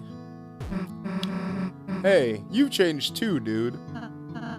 I have? Before, you were all stuck up about being good, right? Now, you're actually kind of normal sometimes. I suppose I just started appreciating you more, Susie. For example, I thought your Rude Buster was scary before, but now I think it's really bad bum. Just say badass, idiot. You gonna eat a piece or what? Huh? No, that's for you two. Dude, you made it. You should have some. Okay.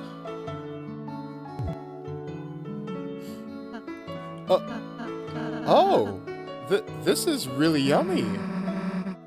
Why the heck are you so surprised? I've actually never eaten cake before. Damn, Ralsei. Doesn't even take care of his lovers the right way.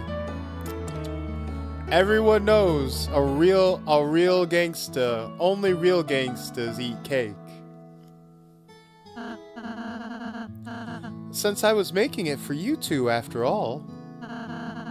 I can't believe it tastes this good, right, Ralsei? You got it. Look, as long as they've got a bidet, it's all good. Dude, you're such a weirdo sometimes. Just have the rest. No, I couldn't. That's my cake. No. Let's not get carried away here. I eat the cake. Chris, chill. He'll make you more later. I'd be happy to. Anyways, that was kind of fun. Thanks, Ralsei. Chris, we should do something for Ralsei sometime. What kind of dreams would you see if you slept here? It's a drawer. It's full of green crayons. Hey, what happened to our stuff? I placed it all in storage. Don't worry, I'll bring it back next time.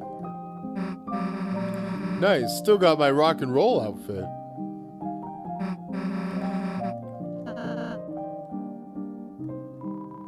Susie's fridge, perfectly stocked by someone else. Susie's bed, perfectly made by someone else. Dude, you're gonna leave your slice half-eaten? I'll deal with it when we leave the room.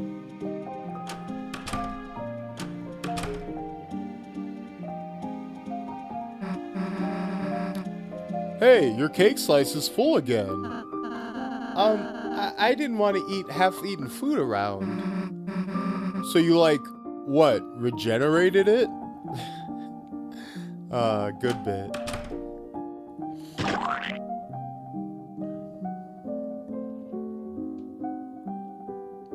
Hey, Lanza. Susie, can you enrich my enclosure? I can punch a hole in drywall and hide toys inside. Thank you. Someday I will do the same for you.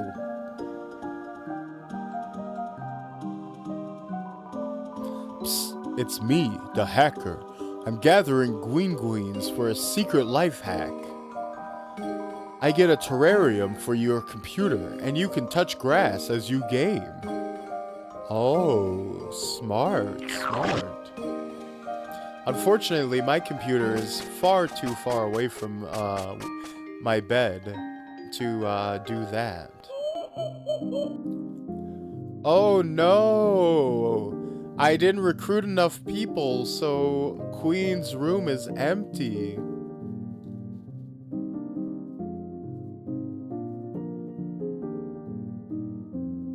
I really want to see what Tonbey cooks up to completely shatter Ralsei's worldview, because I don't know how to help him otherwise. I think Susie's been helping him pretty effectively so far. I think by the end of chapter 4, he's like 3/4 of the way there.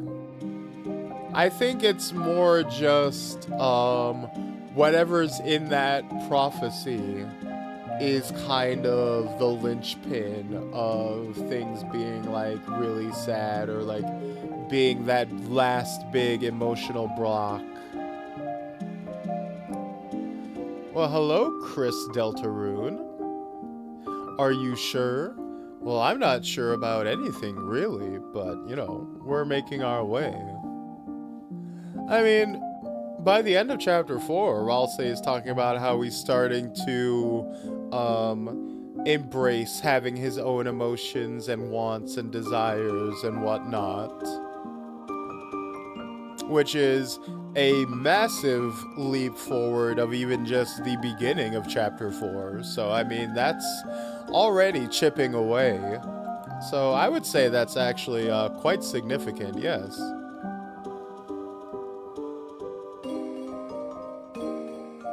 I think we are well on the path to Ralsei's self-realization. His internalized racism is, you know, chipping away bit by bit. Hey, Queen. Are you sad because we killed all your friends and turned them into ice sculptures?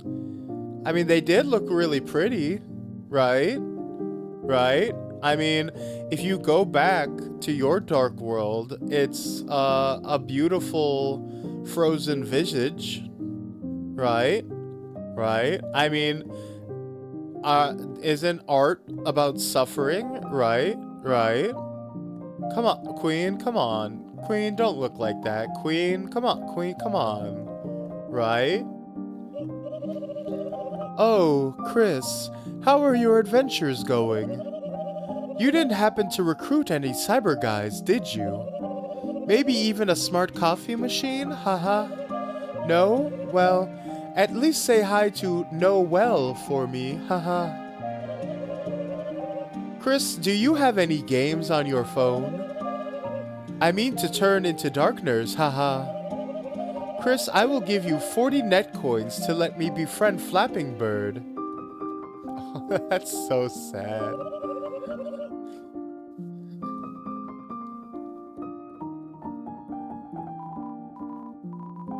Boy, oh boy, I'm trashy. I sure love being a wacky roommate.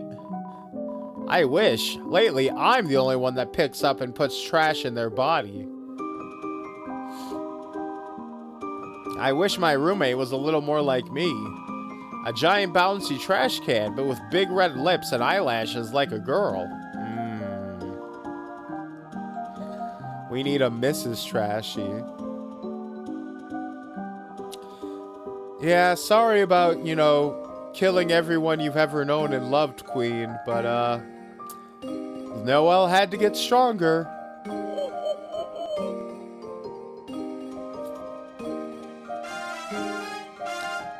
Hey, we did spare you guys. This room is funky and funny. It may not be my forever home, but for now, wow, you're a great host. Not as great a host as me, but what can you do? Aren't you normally way bigger? Everything's bigger on TV, kid. Please find someone to adopt me.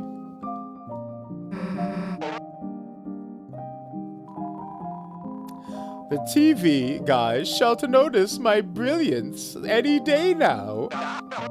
Gee, haha, what a stupid looking lamp, folks. Like the lamp itself is stupid.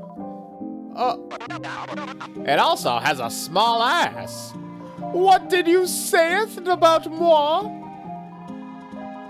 Rules, don't loseth it. Keep your eyes on the prize.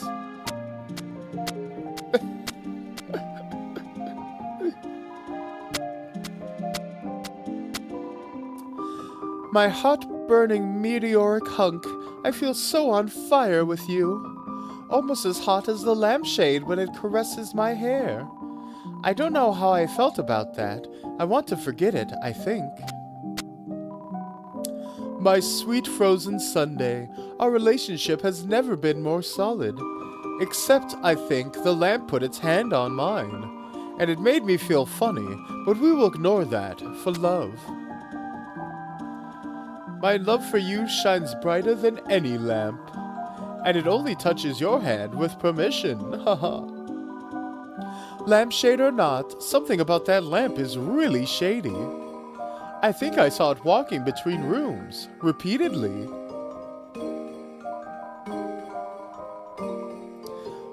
Oh, Prince Walsay, look how many hats I've racked up. Ah, your original hat? Oops, I seem to have lost it forever. Hotcha, hotcha. Don't touch that podium, folks. Our TV Time Season 2 will begin. You don't want episodic content that deteriorates in quality over time, do ya? Do ya? Alright, Toby, I get it.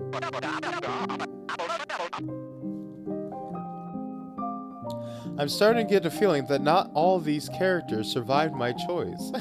I know, right?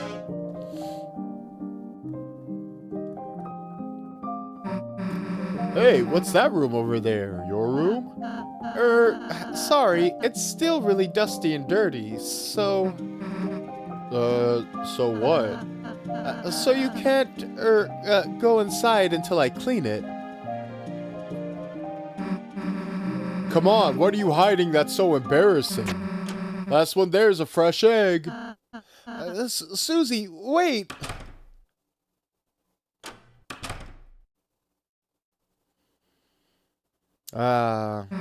Well, Ralsei is a man at the end of the day, so it makes sense he'd have a depression room. It's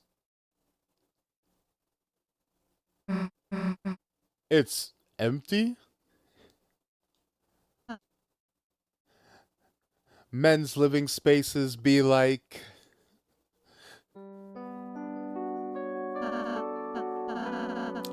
My own room? I don't need a room. At least, that's what I thought. Man, you live like this? So I never... You live here. Why do we have rooms and not you? Making you two happy is my purpose. If I think about it, There's no reason for me to have anything. That's the stupidest goddamn thing I've ever heard. You see this stupid excuse for a room? I don't care what the reason is. Me and Chris are gonna fill it up, wall to wall, until you have the most badass room in the castle. Susie, look, you can't be the only one with an empty room. It's too sad, you know? Wherever we go, we'll keep an eye out for furniture. Right, Chris? Come on.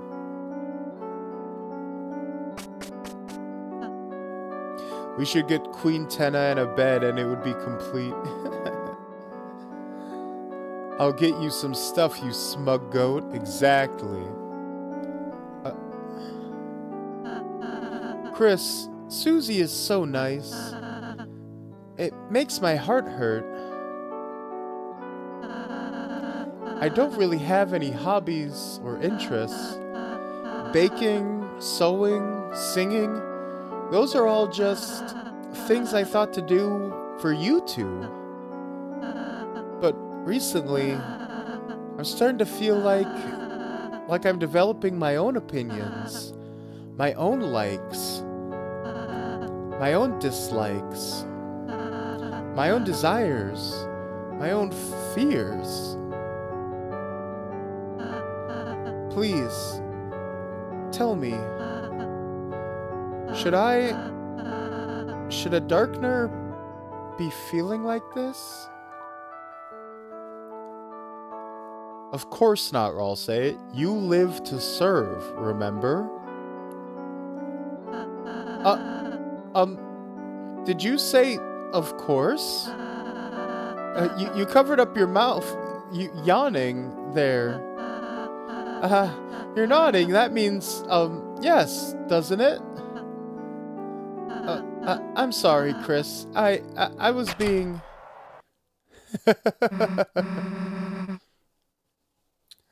I've got a sudden craving for goat cheese. Oh, foul, foul. All right, furniture piece number 1. Thanks, Susie. It's the trash can, Ralsei, where you can put all those opinions and feelings you're developing. Let's go, Chris. Can you please take this back?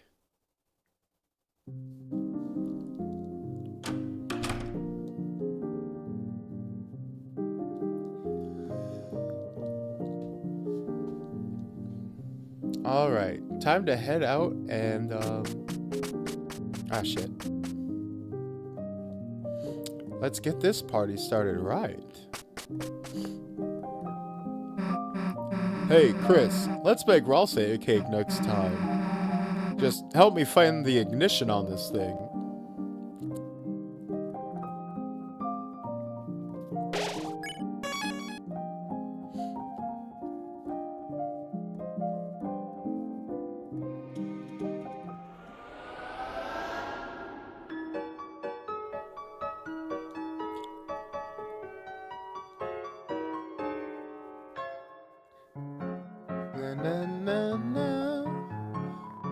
Library is closed this weekend due to a lack of volunteers.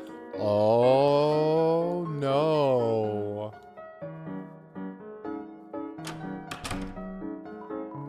Ah, your friend? He's still... In any case, thank you for bringing him in yesterday. Oh no. What, you want to go in by yourself? Whatever. Oh, hey, Birdly. Hey, buddy, how you doing? You all right? You turn on the space heater to a higher setting.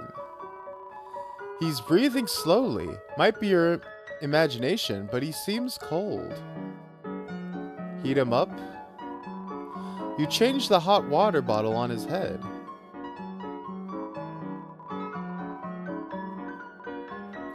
Might be your imagination, but he seems more relaxed. Oh no, did we save him? Damn it. Okay, so he's not dead. Fuck. I thought I was gonna do like a cook him alive in his bed kind of thing. Never mind.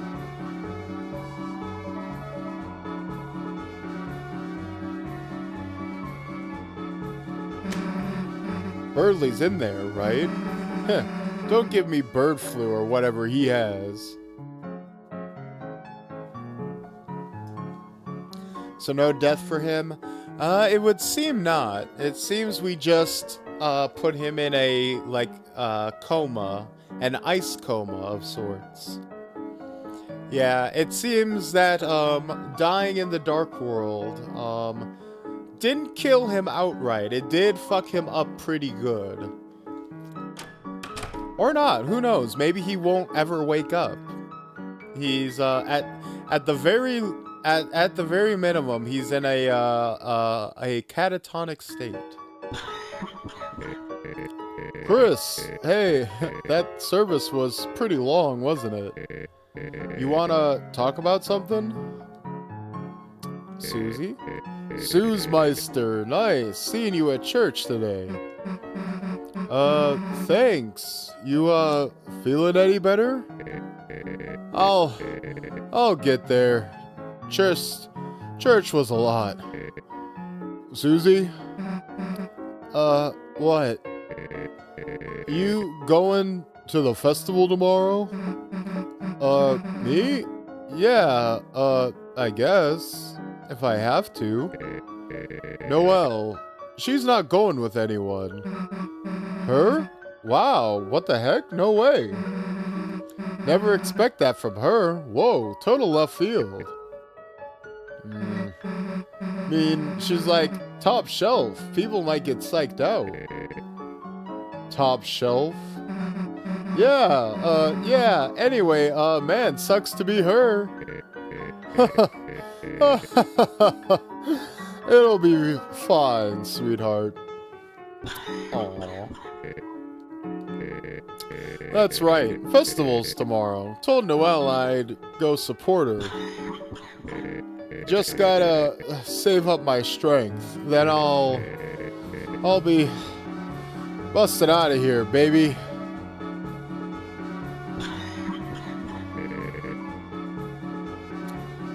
You can do it, Rudy. I believe in you. So he's just a vegetable right now. Yeah. He's just some bird seed right now. Turns out people do not die when they are killed. True. It's a toy with beads on the track. One of the blue beads is broken and torn off.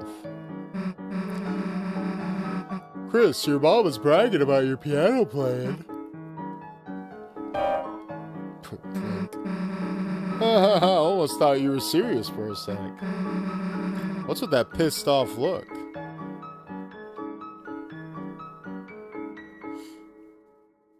Alright, so we checked on Birdley.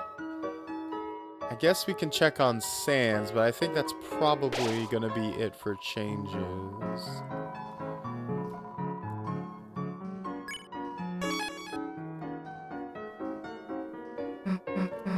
So, can we go into the store?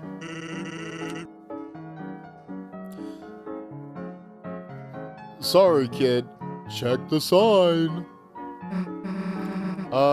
We looked at the sign. Yeah, but did you check it?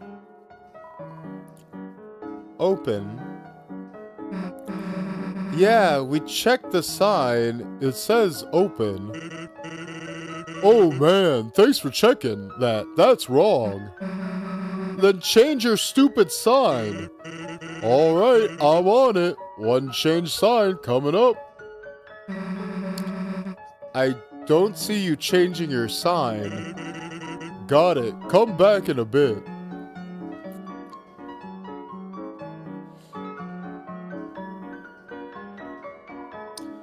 Clopen. So, can we go in yet? What does the sign say? It says Clopen. The hell's that mean? Beats me. I just work here. Well, change it again. Alright, you're the boss.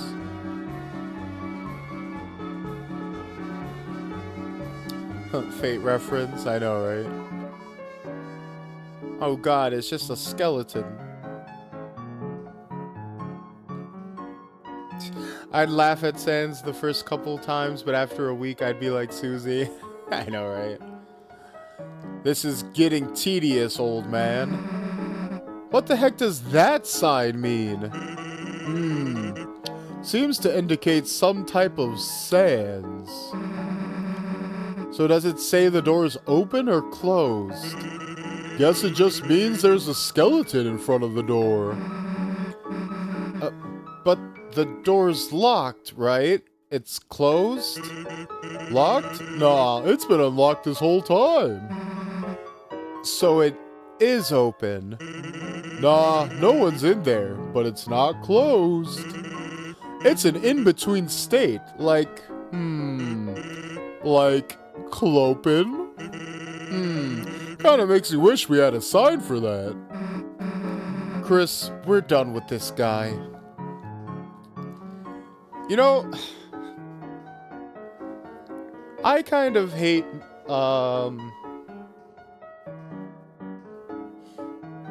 I hate the way my voice works in a voice acting sense.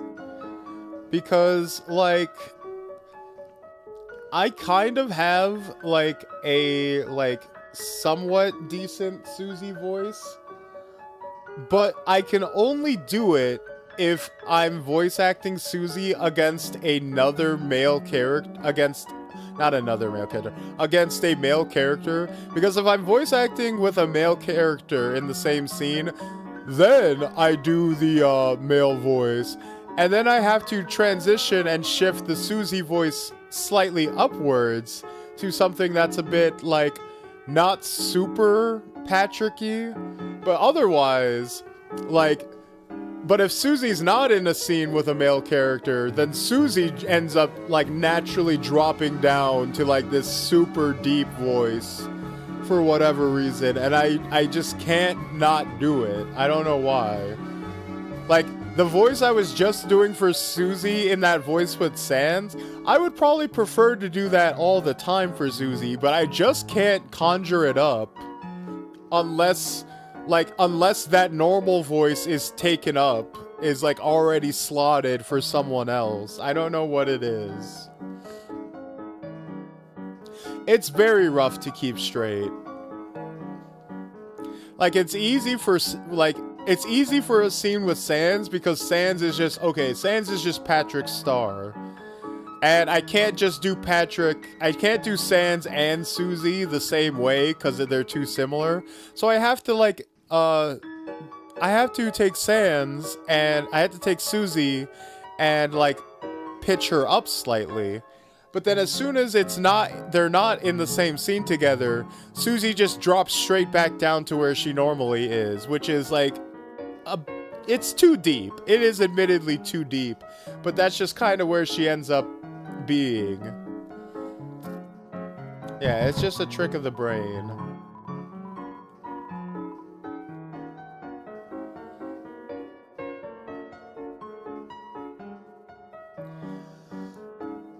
But yeah. You know, I'll probably run through this dialogue just to have it saved.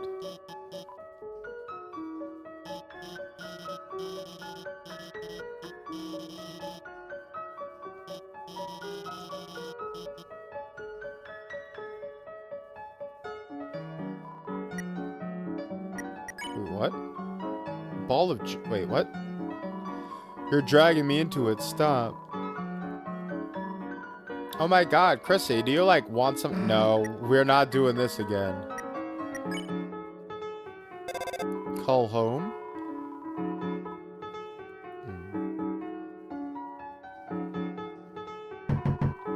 Knock, knock, knock. The door knocking guy. No, this is his wife. Please take a break from knocking today. Thanks.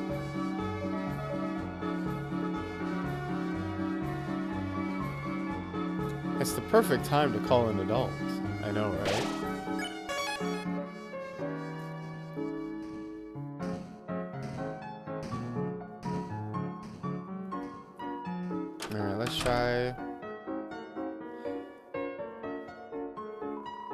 Here after church, hun? That's nostalgic. Let me guess, the usual special? It'll be $5. Looks like you don't have enough. I'm sure you have some money at home.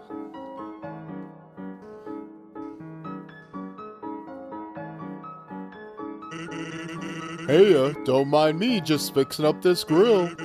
Want a hot dog? Heck yeah.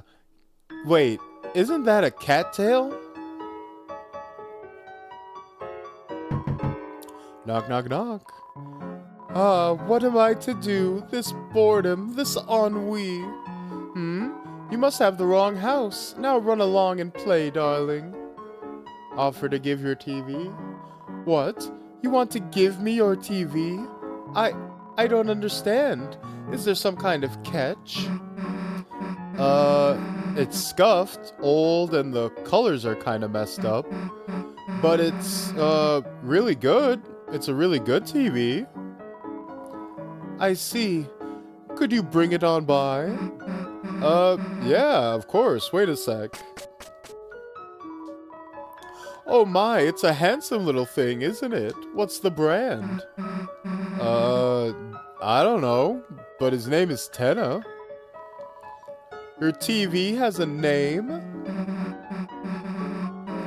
No, I mean, yeah, but just like a nickname. Like Antenna? How cute. I'll take it. Really? Hell yeah. Chris, we found him a home. Haha. Oh my, you two really love this TV, don't you? Well, don't worry.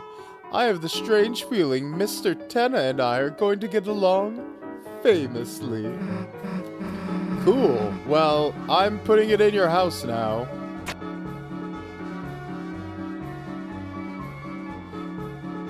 Fun fact, cattails are edible except for the hot dog part. Actually, the whole part of the cattail is you can take the hot dog part and basically use it as grind it and shift it and use it as like flour, like a cornmeal, and make like dough and stuff with it. Yeah, all kinds of stuff is more edible than you would think.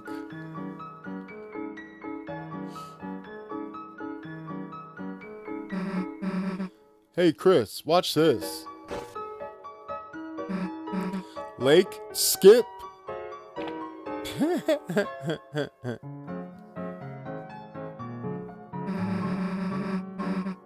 I can hear you trying not to laugh, dumbass. Fine, we'll see how far you get at the lake next time.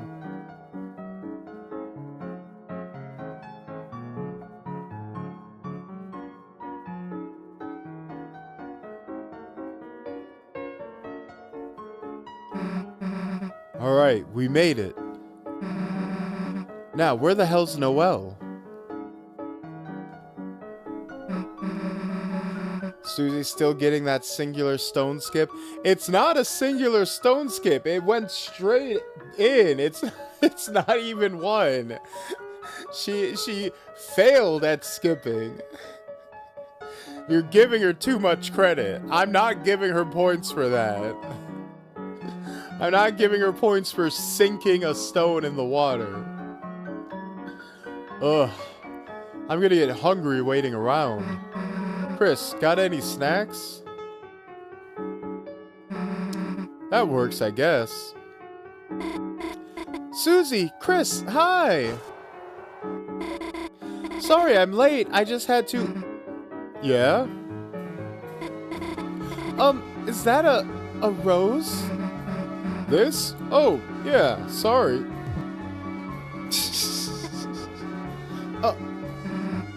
Oh shoot, did you want some? I can pick up the stem if you... No, it's fine. This way. What? Okay, whatever.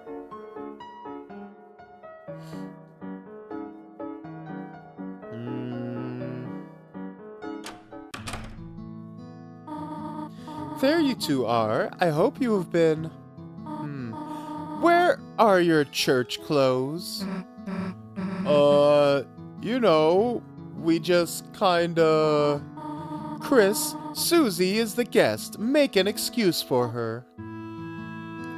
I ate the clothes. That's not helping, dumbass!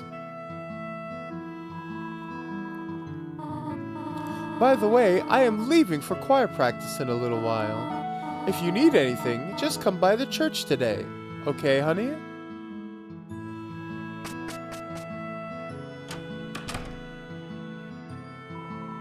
There's $5 in your brother's drawer. Take it, of course. You reluctantly borrowed $5. Nice of your brother to treat us to dinner. Hey, didn't know you owned a bird, or, something.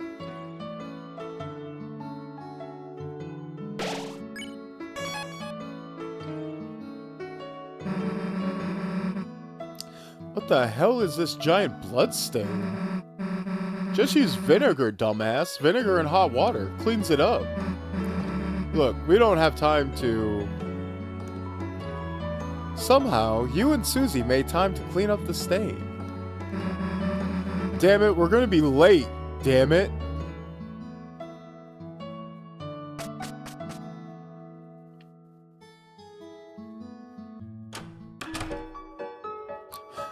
Also, does Toriel, like, not care that we took the TV?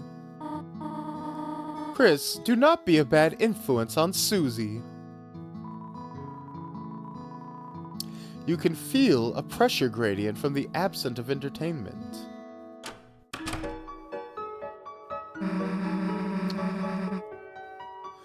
Think your mom'd mind if we street raced in her van? Well, maybe your tires need some air first.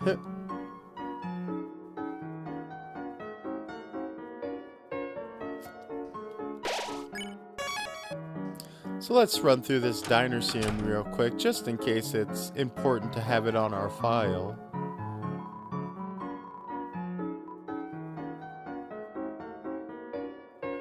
With the kind of shenanigans these two get up to, I think she's resigned. I know, right?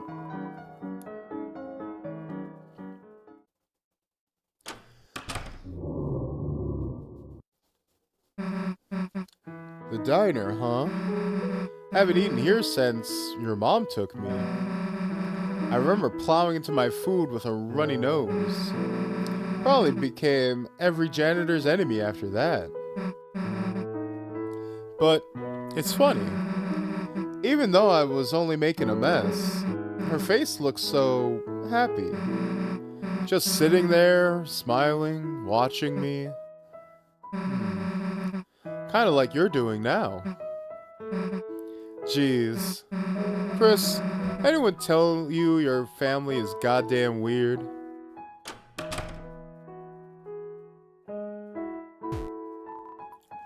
Here you go.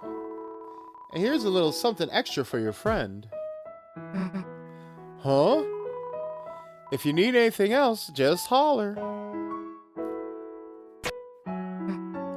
Oh, all right, Chris. Don't hold anything back.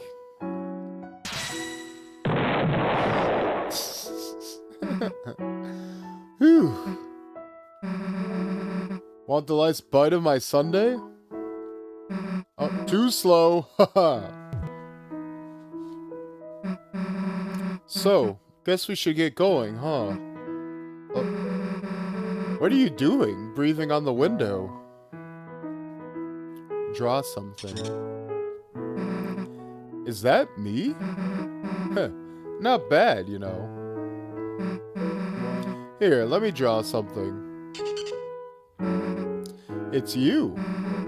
What do you think? Looks bad, Chief. That's because I'm drawing from life, dumbass. Look, I made you talk. Susie rules.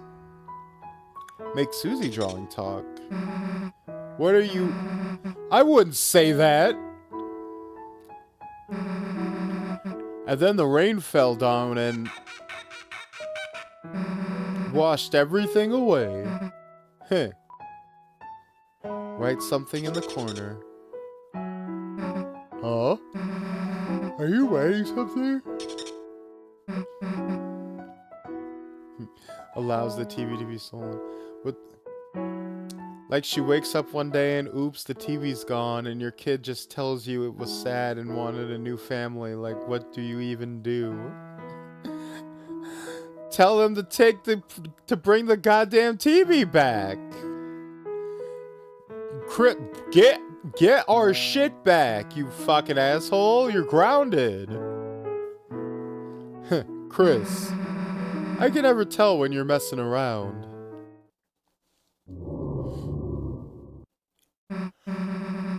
Susie, stop. Well, let's get out of here. You mind cleaning your place up a bit first, hon? Huh? Oh, yeah, sure. Alright, let's go. Alright, now we can proceed. TV grows a pair of legs and now it's hosting a game show or some shit. I know, right? Alright, ready to explore your house now. Great. So, where did you two go? Oh, Chris took me out to lunch at the diner. It was awesome. Kind of feel like we got a little closer, you know? Oh, I'm glad you got closer while I was waiting. Yeah, me too. They literally accounted for that. That's funny. Well, anyways, this is my house. God damn, lady. That's not a... What a mansion. The hell? It's huge. I'm already getting lost just standing here. Oh, really? Then, here, I'll show you around.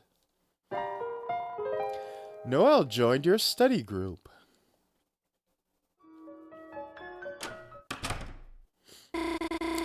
Welcome to my ho-ho home. Chris, let's start searching. Okay. Let's meet at the couch when you're done searching.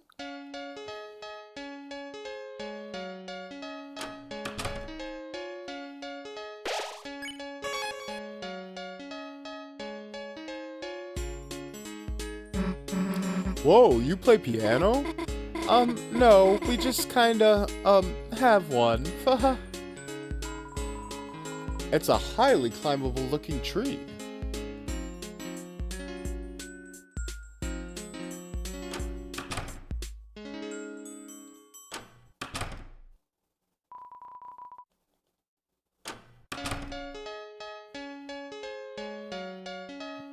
Is she going full Hansel and Gretel? That mansion looks a bit sus. It is a, Well, see, the problem is, it's not a, it's not an evil home, just a broken one. It's just convenient, you know? Wait until she learns about the free water from the sink.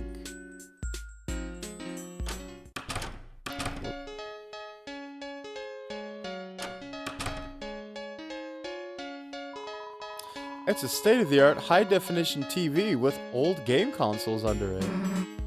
Why do you have a flat screen in here? Oh, yeah, Burnley keeps saying I should get a CRT. She's not looking, Chris. Let's hack her computer for clues. Favorites history. Alright, Chris, click quietly. We are ninjas right now. Okay, favorites. Paranormal, crime, paranatural. Oh hell, the freaking skateboard game. Hell yeah, woo! What are you two doing? Oh shit, nothing. Upgrading your computer, downloading RAM. You set her browser homepage to the skateboard game. menaces, the lot of them, exactly. A great hiding place, although it smells like detergent and deer. What are these little, wings in here? Oh, those? I've had those things since I was a little kid. They're from when I was an angel. I was the angel in the holiday pageant. But I liked them so much I just, kept wearing them. It's Noelle's homework desk. You took a pencil out of habit.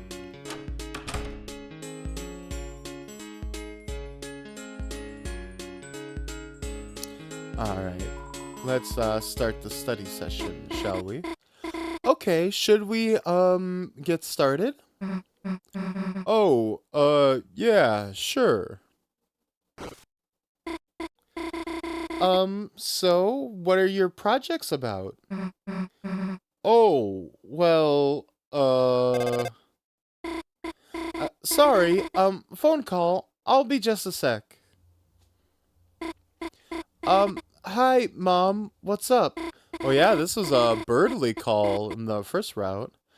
Yeah, I took Dad home, so it's just, me here.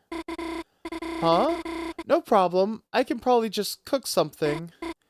Gosh, Mom, I'm not going to burn myself. Okay, see you later tonight. Sorry, should we go ahead and start our projects? Wait. Huh? Don't we need more, like, stuff? Like, you know, paper, pencils, project stuff? Chris, you should, go look for it. Gosh, you're right, Susie. Chris, I think there was some stuff in my room, you know. If you wanted to go look.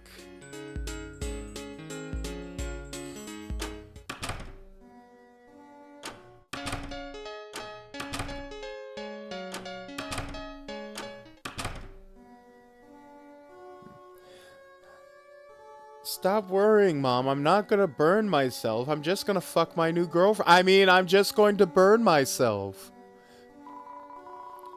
It's Dessa's bed. Underneath are armory rations, guitar picks, paintball gear, ice skates, and badly chased drawing of a dragon. Okay. So, well, you know, Noelle's having a Freudian slip. She's really excited to have Susie over. Okay, so this is, let's see, this is December's room, right? Sword. It's an oversized walk-in closet. It's covered in band posters and some homemade posters for shows that may or may not have ever happened. Okay, let's see if we can find anything that might potentially trace her to being the Roaring Knight. Let's see if we can, back up my fan theory, right? It's a shelf in front of all the holiday-themed games and movies. And at the back are all the scary games you never got to play. It's a computer. The monitor is unplugged.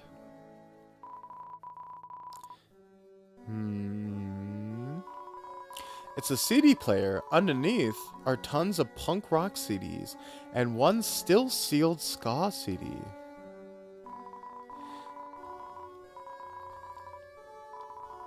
It's a box of odds and ends. Dig through? Dig through.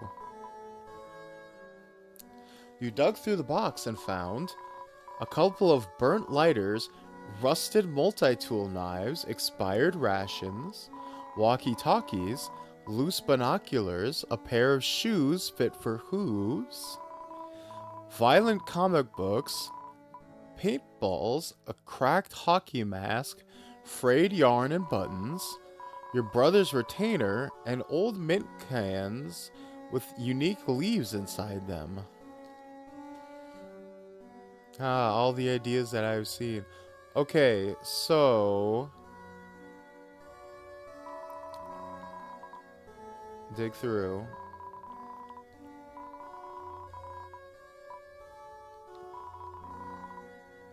Okay, no, give the list again. Okay. So we had walkie-talkies, right? That's an important one because she's like big into like military stuff, right? The walkie-talkies is interesting because we constantly have people, all these um bosses, right, are constantly shown on the phone communicating with like the Roaring Knight or whoever is behind all this, right? There's like secret communications going on, and the walkie-talkie could be a link to that, could be hinting at that, right? So we got that as a potential tie. What happened? We just going through December's Noelle's older sister's room looking for stuff. We're looking for links and ties to the theory of whether or not December could be the Roaring Knight. A violin, a flute, a microphone. They all look very expensive and very dented. So, like, for example, we found, like, walkie-talkies in a room, and all of the knights, or all of the characters who are in league with the Roaring Knight are, like, remotely communicating with them, including Chris themselves, are, like, long-range communication. A reach, but potentially connected. Rollerblades, a wiffle bat. Looking at these things makes your head hurt. It's an excessively large walk-in closet. We got the sword poster up there. We got stars, similar to, obviously, stars as in like Christmas themed, right? But also stars similar to what the knight uses in one of their attacks.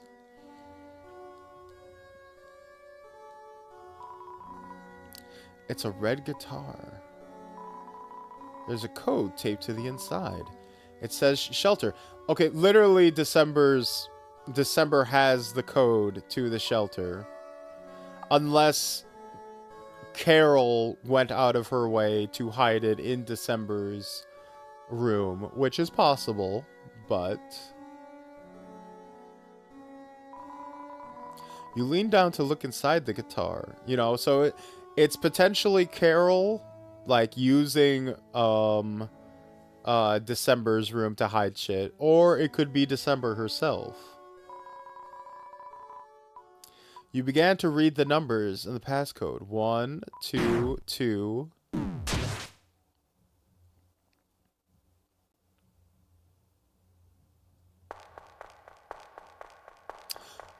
Is the code literally December 25th?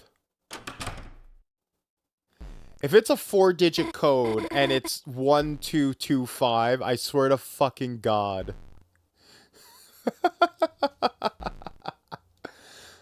Chris, are you up there?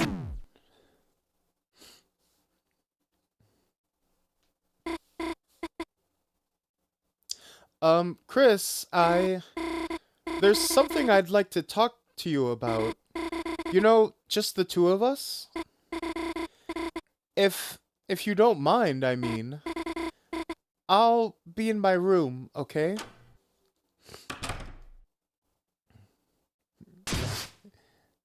It has to be. Yeah, I know, right? So yeah, okay, we're already diverging pretty hard now from the original.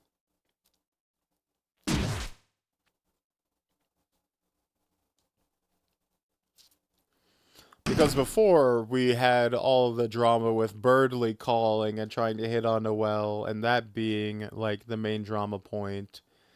And now we're dealing, instead, with this, little twist on it.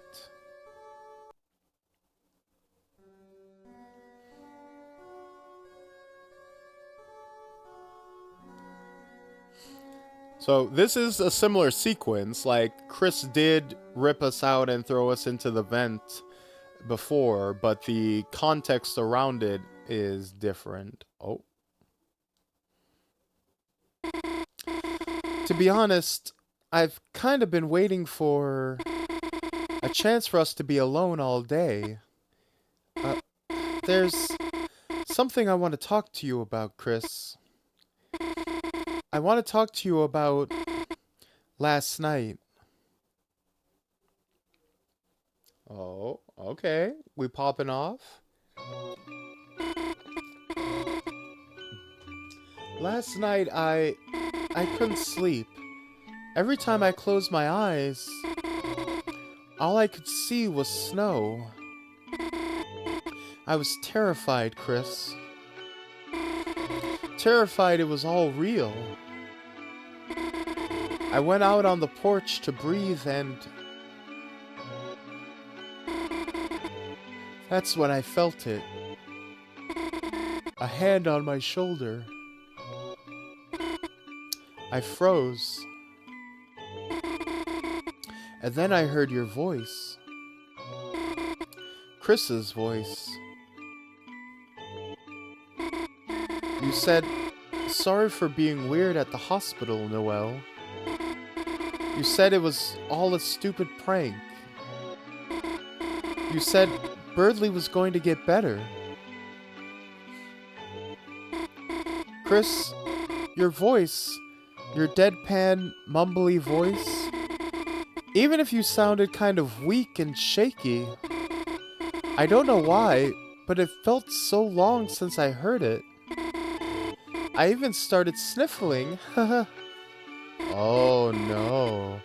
Chris, you're back. Chris, thank you. Well, no, thanks for pranking me, but...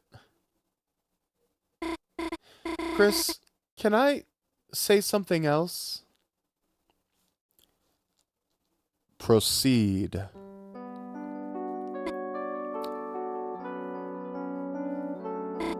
Chris,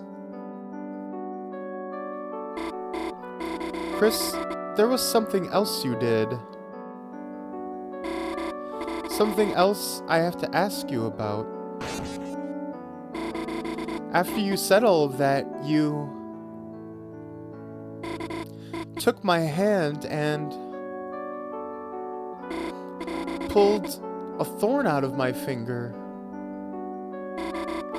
Then you said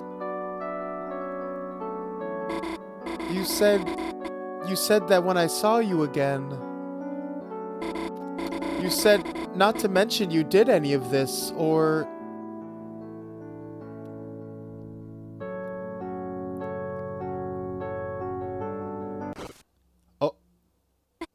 Oh. Chris, it's okay. It's just us. You just said not to mention any of that because it'd get heard. Oh. Chris, it's okay. It's just... Who's going to hear? Me. Oh.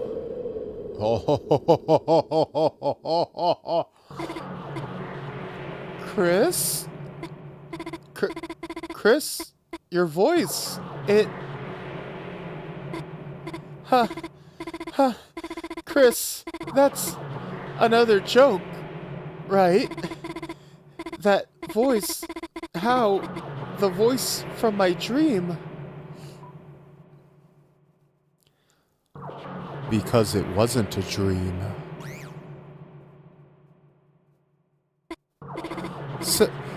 Sorry, Chris. What did you say? I must have misheard you. No, there's no way they heard. There's no way they heard my thoughts. I heard. What are you talking about, Chris? I didn't say anything. It's impossible. That's impossible. It's just a coincidence. It's not a coincidence, Noel. I know you. Inside and out.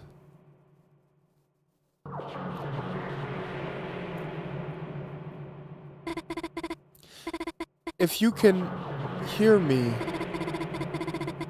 say red or blue. Blue. Say green or black. Black. Say,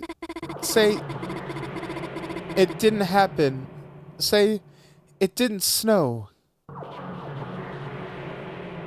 It snowed. It happened. You're lying. You're lying. Noel will get stronger.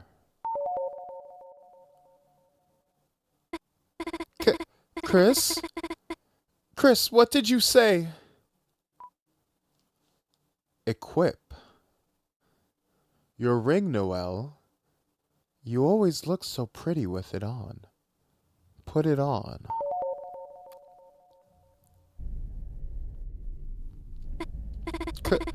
Chris? Chris, what is that? Proceed. Chris, that's not the thorn, is it? That's not the thorn ring, is it? Proceed.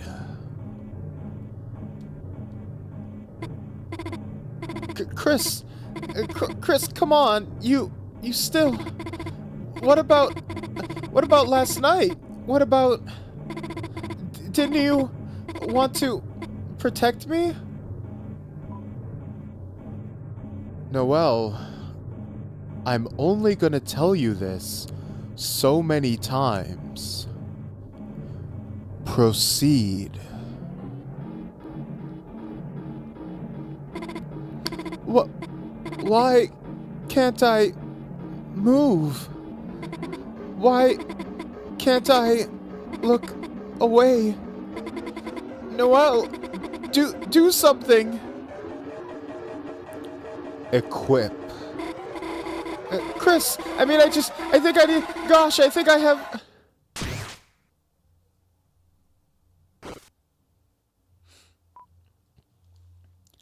Equip.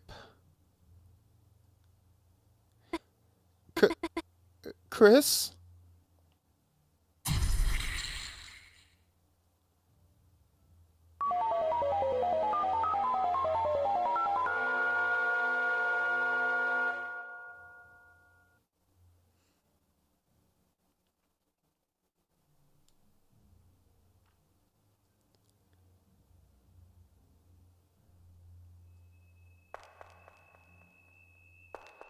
Oh, dear.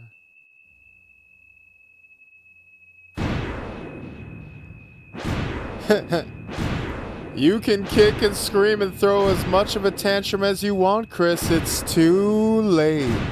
What's done is done. The die is cast. The finger's been pricked. Chris? Chris, are you okay in there?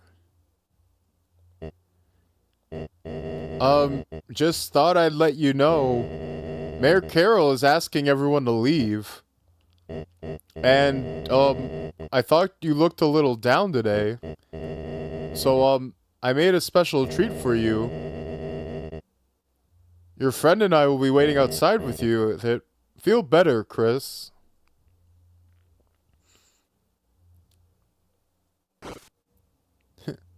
That's right. Pick me back up, Chris. Good little you.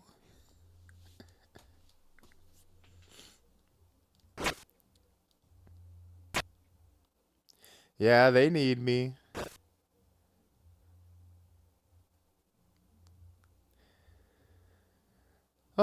I think we are we are definitely not the good guys of this story, that's for certain. Sorry, Chris, but Noelle does what I say. And I say equip, I say proceed.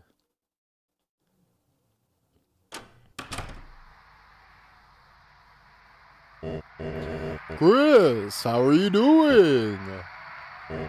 Chris, if you aren't feeling your best, perhaps you should just go straight home and rest?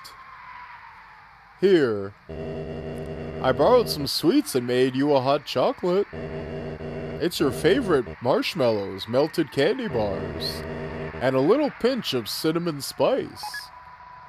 You got the hot chocolate. See you around, Chris.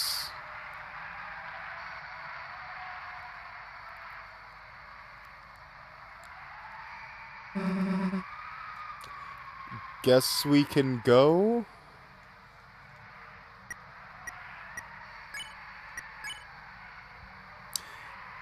Quote unquote Chris. Since chapter 2.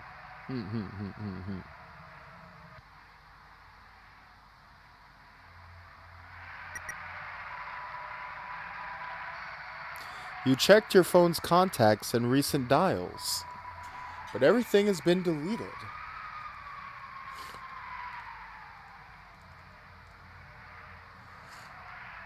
Interesting.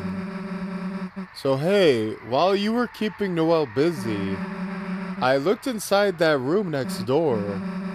There was this weird guitar in there, and on the inside of it, there was a code to the shelter. Didn't get to write it down though. When I went to the living room with it, your dad caught me and started talking to me. Until, Noelle's mom showed up, super pissed. Great, the hell are we gonna go back there now?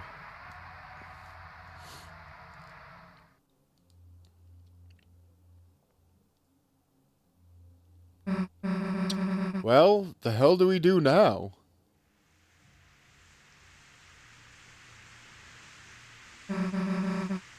Great, now it's raining. At least your house is closed. Let's go. Yeah, nothing but a puppet. Huh? Hey, the door's locked. Seriously? Ugh, you don't have a key? Damn, well, your mom's doing her choir practice, right? Guess we can go to church and bother her for it. Ugh.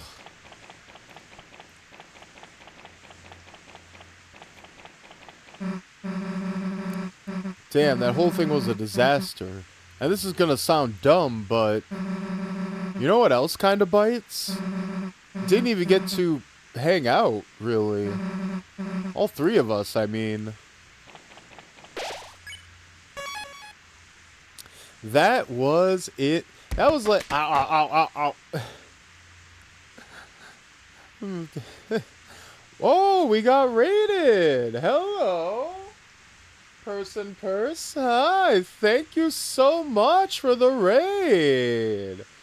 Thanks, EVT. Thank you for the follow. Hello. Hey, thank you so much. You came in at a interesting time. We're playing Deltarune Chapter 4. We are doing the evil/weird route right now. You guys just missed one of the most intense scenes. A very creepy scene. But yeah, that was we are just about to jump into the next chunk of the game. But yes, hello, hello everyone, how's it hanging? Welcome to the stream. It is I, your host, the coolest of cats, the fruitiest of bats, the Vtuber extraordinaire with the soul glow hair, your nocturnal bae who will brighten your day, aka Tonbey. Bars. That's right, I am Tonbey, the fruitiest of bats, the Fruit Bat Boy streamer. I play a variety of video games. I play RPGs, I play action games, I play fighting games, I play everything and anything. Um, I can real quick, um, let me in fact pull up the schedule. Oh, for the new people popping in. For those not fully in on jumping in halfway through Deltarune,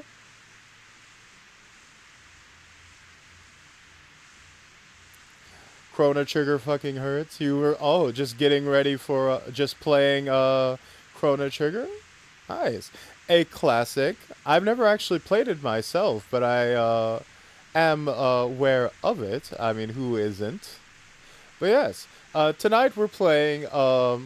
Yesterday we played Minecraft with one of my friends, JP. Tonight we're playing Deltarune. Thursday we're going to be playing Dark Souls 3, a mod called Archthrones. It is a big, one of those big overhaul, expansion-sized mods. Very fun. We've made our way through it. We're just about done. We should be getting through it with that stream, but it's been incredibly fun. And then on Sunday, we're going to be coming back and playing Anthem, that BioWare's attempt at doing a Destiny. That game is getting canceled, shut down forever on the 12th. So I figured it'd be fun to go in on Sunday and play it all the way up to it getting shut down. So yeah, if you guys find any of those tantalizing, do stop by. Every stream I do is at the same starting time, 4 p.m. PST, 6 p.m. Central, 7 p.m. Eastern, 12 a.m. GMT. So, it's rather easy to find me and quite consistent. I stream at the same days every week, same time, same bat channel. But yes, thank you so much, Purse, for swinging by and bringing your viewers. This is the first time I've ever been rated, actually. You've popped my metaphorical cherry. Thank you so much. But yes, this is our second playthrough of Deltarune. We're going through on the what is effectively the evil route of the game. We just now went through and did a very bad thing to one of our close friends. We're pushing her towards becoming an evil, murdering mage, and slapped her with a cursed ring against her will. You know, we are embracing the darkness. You know, Noelle said she wanted to talk to you, but something about her look was kind of weird. Why? Couldn't she just talk to you in front of me? What were you two talking about?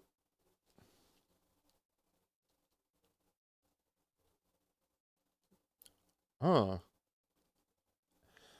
We weren't talking about anything, Susie.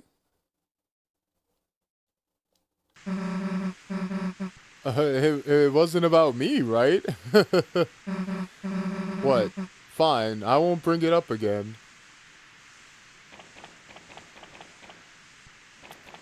Interesting. So yeah, we won't even talk about what happened in that scene. Well, let's, ask your mom for the key, I guess. Hope she doesn't mind us ruining choir practice.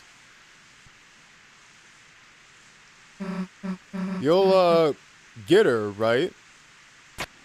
Oh. Uh-oh.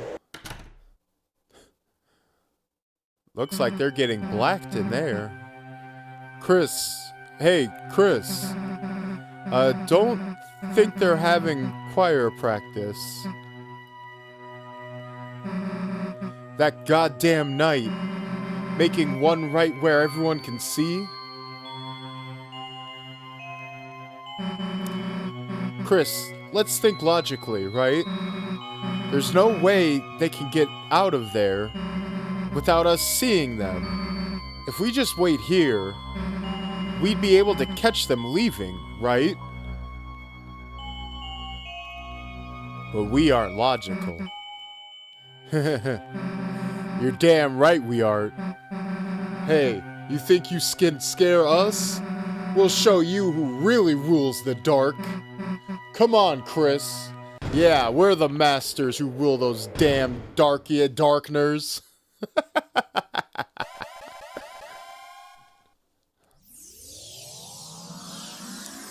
Yeah, this is a very fun game. This is one of my favorite games right now. Probably in my top 10. But it has some accidental concerning subtext. What's with this place? Kinda gives me the creeps. Let's go. The scent of glass and incense. A certain power steals within you.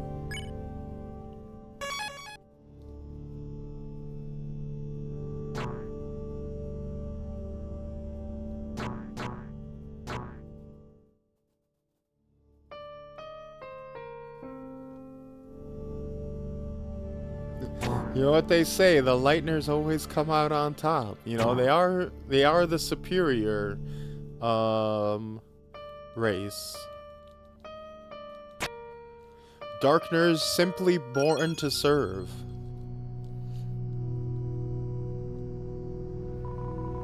Looks like you'd be able to climb this. Chris, hey, wait, look. The fountain's just up there. Well, that was easy. Heh, too bad. Was looking forward to another adventure. But guess we gotta do what we gotta... Oh. It's okay. We're here to fix that. Exactly. We gotta fix the power imbalance in the world. We gotta bring we gotta cut out the racial prejudices, mostly by Ralsei. What the?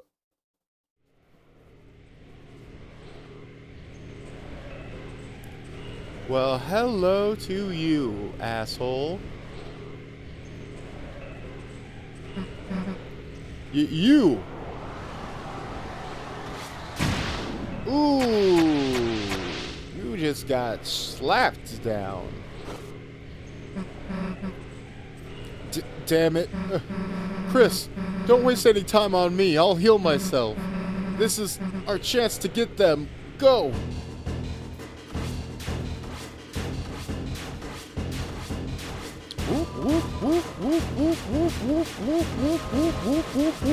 Ah, shit.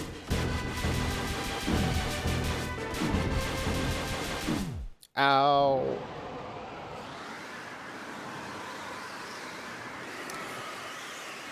I learned from last time, but I'm not the best student.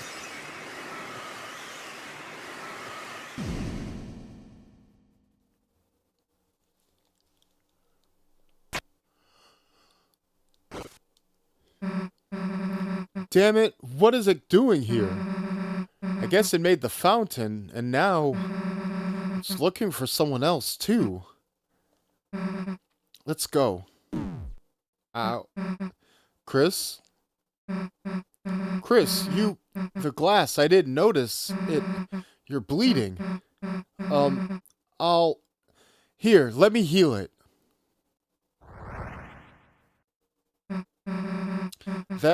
that wasn't enough, huh?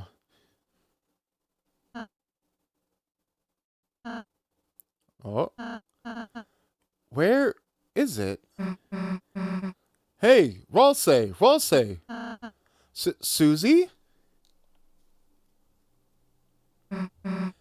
Hey, Ralsei, Chris! Could you tell me how to... Susie, could you move out of the way? Chris, are you okay? I tried to, heal, but... Susie, I know you were just trying to help, but... If someone's really hurt, don't try to fix it alone, okay? Yeah, okay. Got it. Yeah, for someone who's, like, so... on his, like, oh, us Darkners are only here to serve you. He sure is a smug asshole about, his healing shtick, huh? So, hey, gangs together. We gonna, pose now? Right, sure. Anyway, let's go.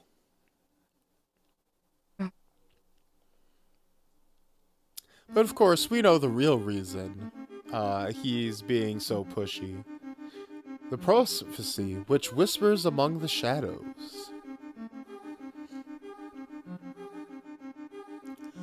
The legend of this world, Deltarune.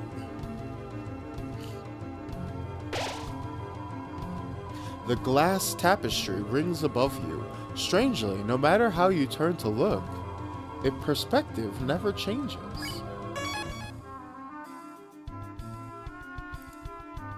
Ralsei just doesn't want the prophecy to come true.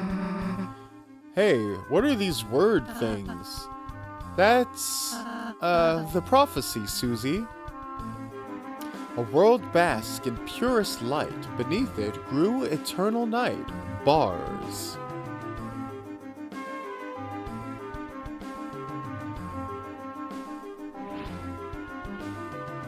Oh.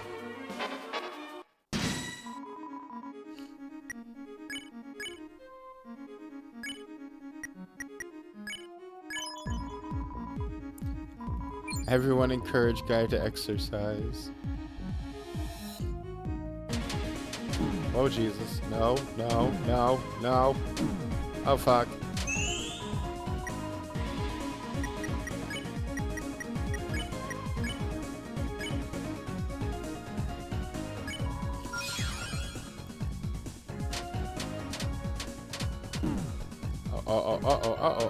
Oh, fuck, no, stop.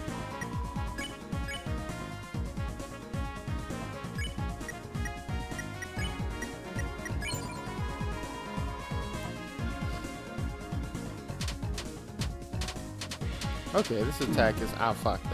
I was literally just about to say that this attack is easier than I thought it was, and then got freaking spiked.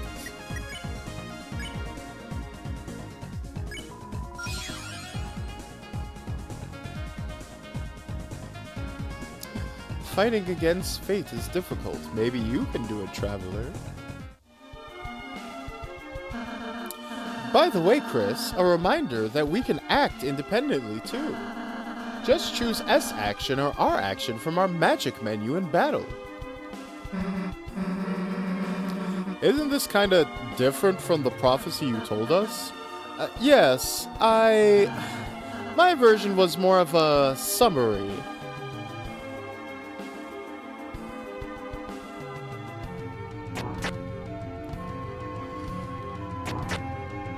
Oh no.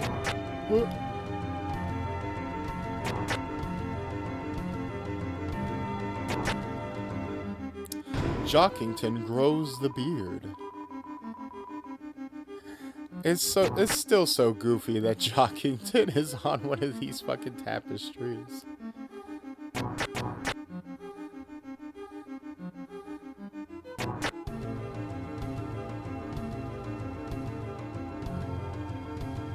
The light and dark, both burning dire, a countdown to the Earth's expire. Bars. The pointy-headed will say toothpaste and then boy. Haha, dude, that totally happened. I didn't know the prophecy was supposed to be this accurate. It is, Susie. Everything it says will come to pass. Damn, so it like actually predicts the future? Dude, that's actually like a big deal. Yes, it is a big deal, Susie. There aren't anywhere I do anything cool, right?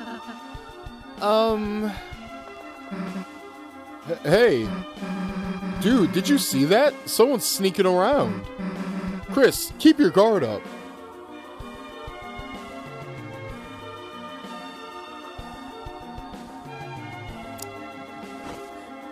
Uh-oh. Oh.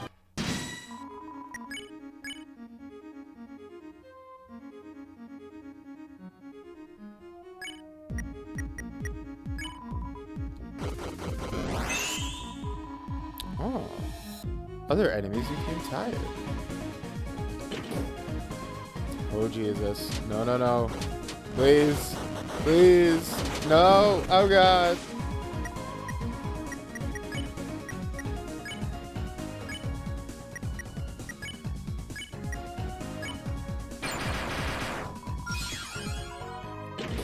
What a blast.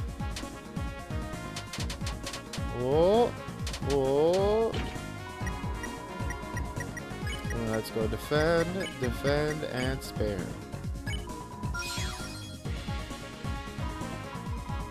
You won. We got ourselves some dark dollars. Hey, that's us, right? Yes, Susie, we are the heroes of the prophecy. Yeah, guess you said something like that, huh? Still, kinda cool to see us up there, you know? Kinda makes me feel like... huh? Hey, who the hell's messing with us? No answer? Let's be careful. God, I love the visual gimmicks and themes they go for in this episode.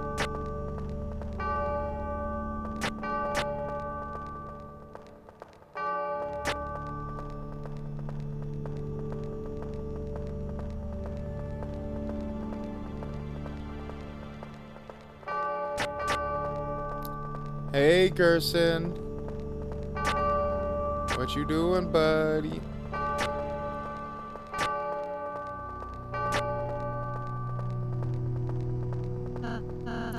It's awfully dark in here, isn't it? Yeah, it's the dark world. Right, but I mean... Oh. Hey, did you just hear something? Chris, run! Left, now! Uh-oh. Go. We out.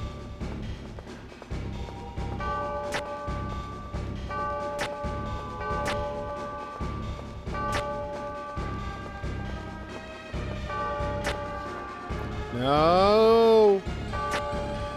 Get out of here! Leave me alone! Leave me alone! Ooh, the church at night vibe. You right. Look, light. All right, you losers. Bring it on. What you doing? Oh, it's the boy. What the hell are you doing? Yeah. Looking for the light switch. But, seems I got a little lost. You wouldn't mind walking me back to my study, would ya? Got something I gotta finish writing, you see. Yeah, no. We're kinda in a hurry here. We can't just babysit every random darkner we meet. Ah, I see, I see. Good enough reason, that one.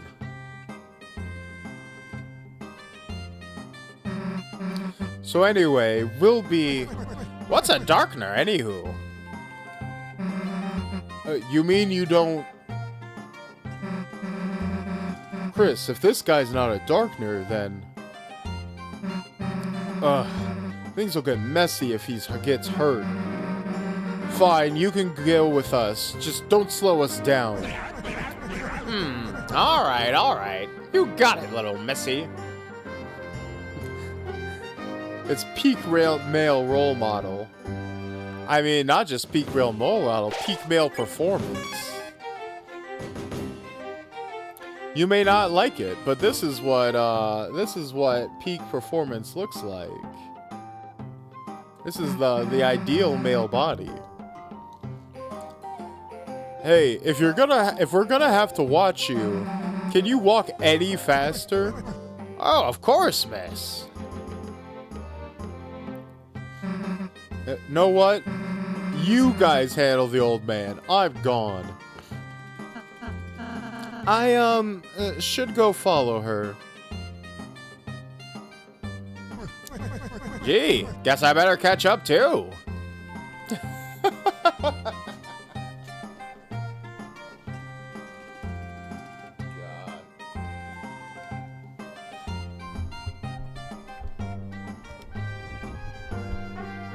I love Gerson so much.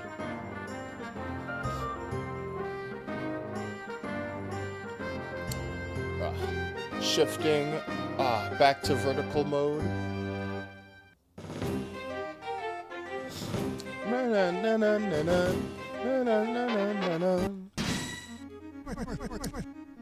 What's all this now? Hey, we're fighting! Get out of here! Ah, I see, I see. Well, you kids have fun. Slow walk kills me. Just a...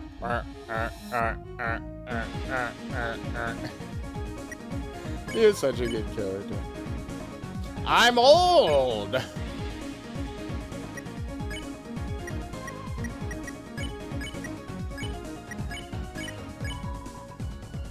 You used old man. Hey, he comes in moonwalking. He's styling, one hand in the pocket, looking dapper as fuck. How's it going? You winning, kids? No, old man, we're in the middle of this. I was about to... Dang it, you made me forget. Susie forgot what she was about to do. Her move got canceled. Now you go easy on them, you hear? They're still learning. The enemy's attack power went down.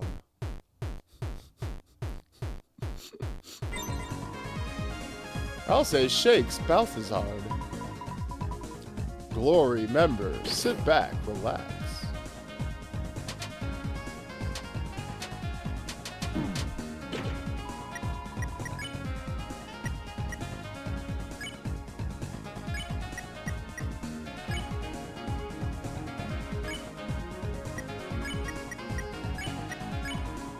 You used old man. You kids must be getting hungry, battling. Some candy? Hell yeah, we... No way, we don't need that now. Suit yourself. Everyone except Susie got candy.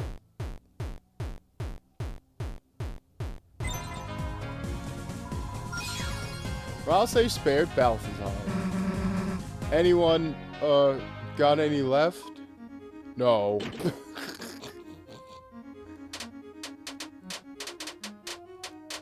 I don't know how I dodged that.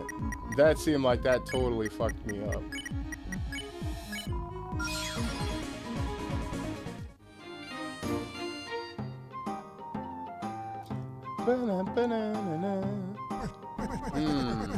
I have a mighty hankering to read a book, but I just can't reach. Can it, old man? What's this look like? A library? Yes, Susie. Yes, it does. Now, the hell do we get this open?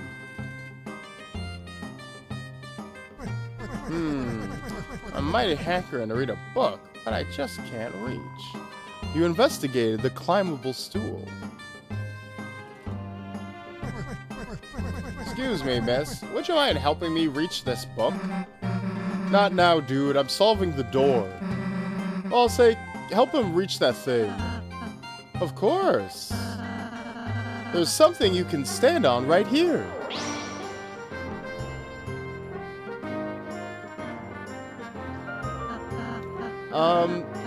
Anyone, feel free to step on me? This is how the masochist be sounding like. Just everyone sitting there all awkward, be like, no, dude. No. Unassume the position. Nobody's going for it.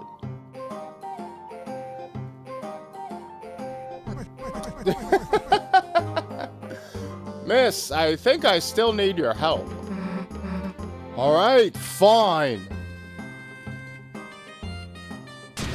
Ooh. God, I could kind of use that right now. My back's still kind of aching. Just snap it back into a straight line, please. Another line practice in a mirror. Alright, that's good. That's good. Here, will you take this and... Hey, the door open. Let's go.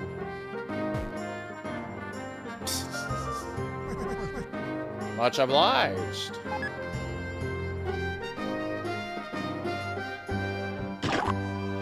Show him compassion? No. I don't have compassion for anyone. Never have, never will. Shorty wanted to be with a demon sounds like her problem.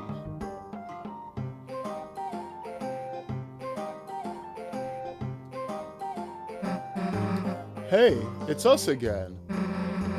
Guess there was a backup.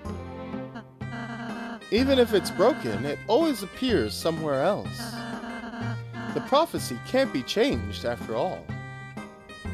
Below on hopes and dreams they send 3 heroes at the world's end. Bars. The prophecy. A very nice fairy tale, that. What's the holdup? You kids sure are taking your sweet time. Oh. Hey, what gives? Oopsie daisy. Darn my clumsiness. Damn it, you broke it again, didn't you? Well, we were following that prophecy so closely. I couldn't see quite where I was going. Hey, guys, there's another way here. Out of the way, old man. Susie, don't run ahead so fast. Got something to say to me? You broke it on purpose. Wait, does that imply breaking it pauses the prophecy? I think they're just talking about the displays. Ah, me? Why do you suppose I would do that? You don't like prophecies. You're a writer of tales, not a follower. Well now, a fairy tale is a pretty little thing. Ain't it nice to believe a glimmer here and there? I just think those words shine a bit too bright. A path so blue, it's all you can see. So I say, why don't we go between the lines? It's darker there.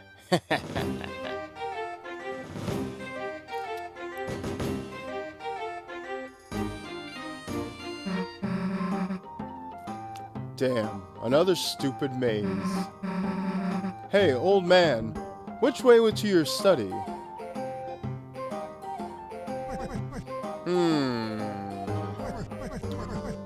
Left it was.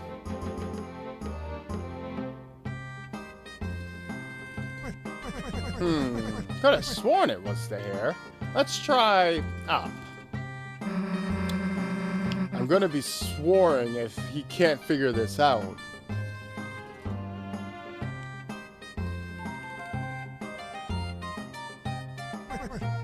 Left here. Oh, it was left here.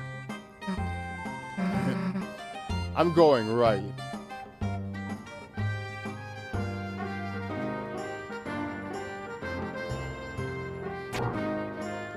We got part of it. Oh, you went this way. You know, I've got a mighty hunch this ain't the right way. Though, I do like going the wrong way. You get better ideas that way. Now, what do you think? Where do we go? No wrong answer.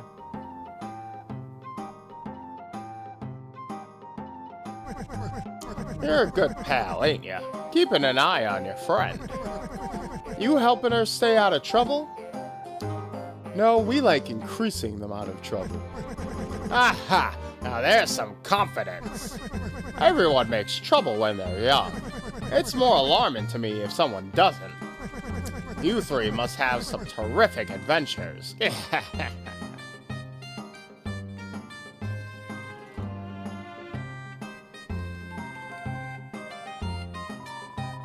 A container of candy. It says, please take one. Take one. You checked if you have room in your pockets for even a candy.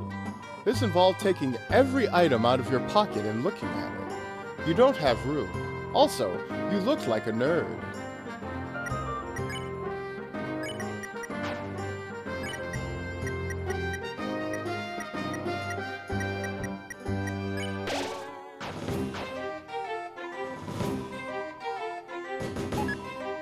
You took a candy. You got darker candy.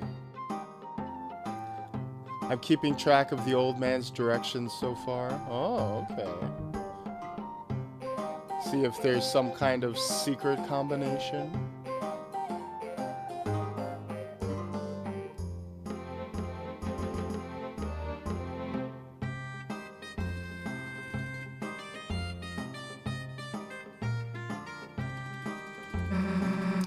Get back here, dumbass. I can hear you leaving.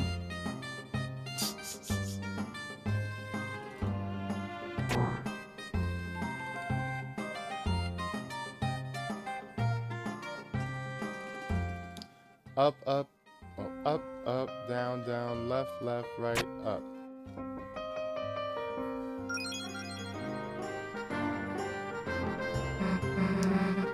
Damn, took long enough. The hell didn't we go this way in the first place? Ah, what a relief you found the right way. This nice young fellow behind us was just raring to go through. Nice young... Huh? Uh-oh. Hey, wait a sec. Old man.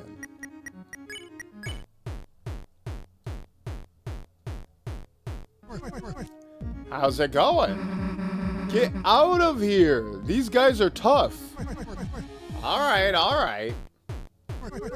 Whoops, dropped my cane. You mind getting that for me?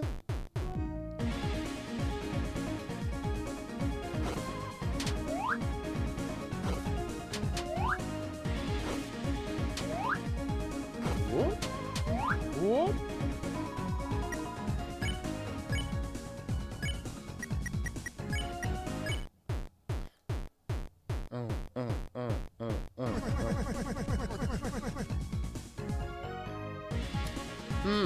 You called it a battle, but I don't see much fighting. We don't hurt enemies, we spare them. Spare, huh? Like this? You recruited them? Huh, what do you know? It works. I'll let you kids finish your battle. Yeah.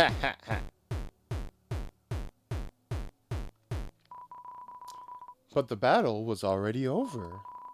The old man received 438 dark dollars. Phew, that was a hoot. Well, now, I think I can find the way back from here. By the by, I'm running a little shop for my study, so If you ever find your way there, feel free to have me at your service. Are you for real? After all that? I'm going to your study is the last thing we're ever going to do. Got it? I see. Well, thank you. Bye for now. Boy, that was annoying. So we got left, up, left, right. Nope, nothing. Oh, so you decided to come by. Thanks. Damn it.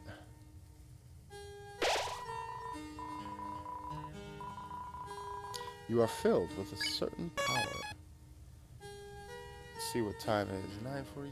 9:43. Ooh. Yeah, oh well. It was a nice idea. Very clever thought. A Legend of the Magic Axe. Read it. The axe which nests beyond the pyre awakes from rest by golden choir.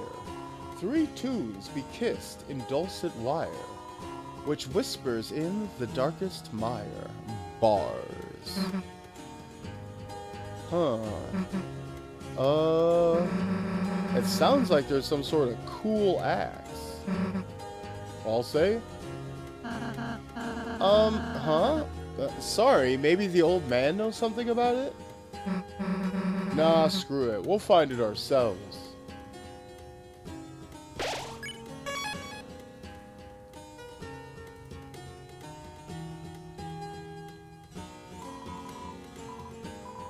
A feather drifted into it and turned into coins.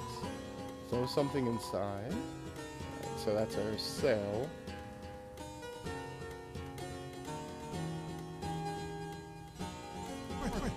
Welcome. A pleasure seeing you youngins here. What you need? You, haven't seen a shadowy figure, have you? Now that you mention it, just before you came in, a figure with a sword flew in that door up there.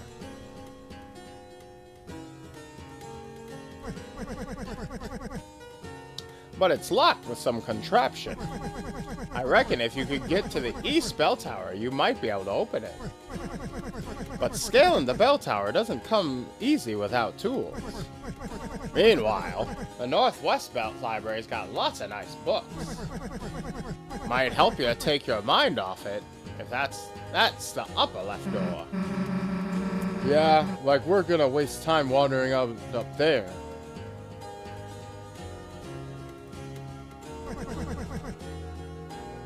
Magic axe. That plaque up there about the magic axe. Oh, the young miss wanted to chat about it, did she? The hell did I say that? I see. Then I'll just talk to myself about it a bit then. Legend has it, there's an axe hidden in these walls. And whoever wields it will have a great magic power. But it ain't just hidden, it's locked away by some doohickey. Yes, sir. Maybe if you search around, you might figure something out. That magic power thing. I think it'd work on everyone. Well, it's worth a shot, ain't it? Chris, let's try and find that axe if we can. You want something? What are you doing? Oh, just working on a little personal letter. Miss, you mind proofreading what I got so far? Ugh, fine. Hey, all you've written is "the." So I have. I'll keep going then. I know I said this last time, but that's very SpongeBob coded. Yeah, I'm doing it. And some of those, and some of these, and done. Let's see what we got so far. That's it. Just a hyper calligraphied "the."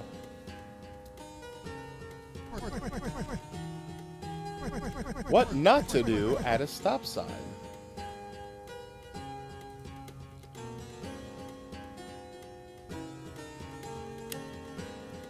I wonder what the axe is in the light world. Also, every writer ever. That's a good question, isn't it? I mean,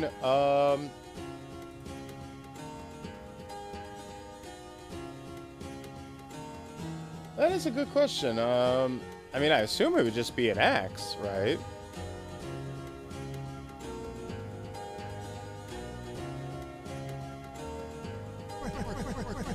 Take a gander at that table down there. Waha, everything in this study is mine. So lots for sale, lots for sale. Oh, interested in my wares? Don't be shy. Take a gander.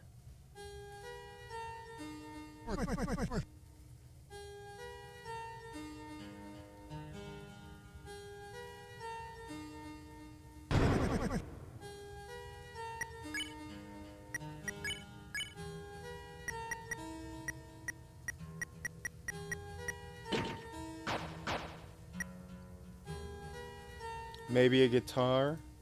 Well, I mean, if you look at the wall, it almost like literally looks like a fire axe in shape.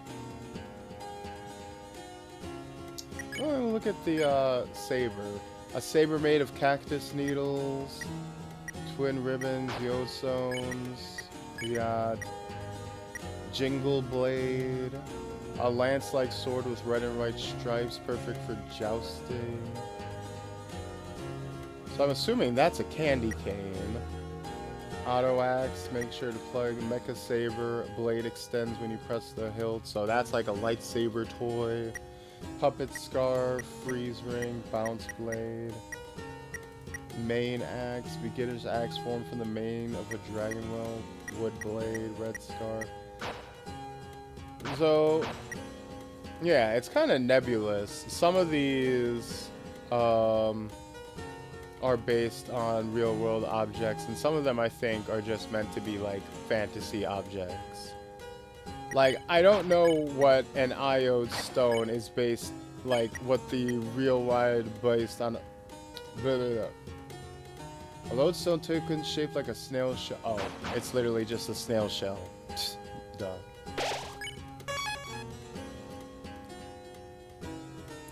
Alright, so we are at 950. I think we might go ahead and call it here for the night. It's been about 4 hours. I think, well, actually, yeah, my back's a little hurt and I'm kind of tired from work. I think, because, Chapter 4 is pretty chunky, and I think,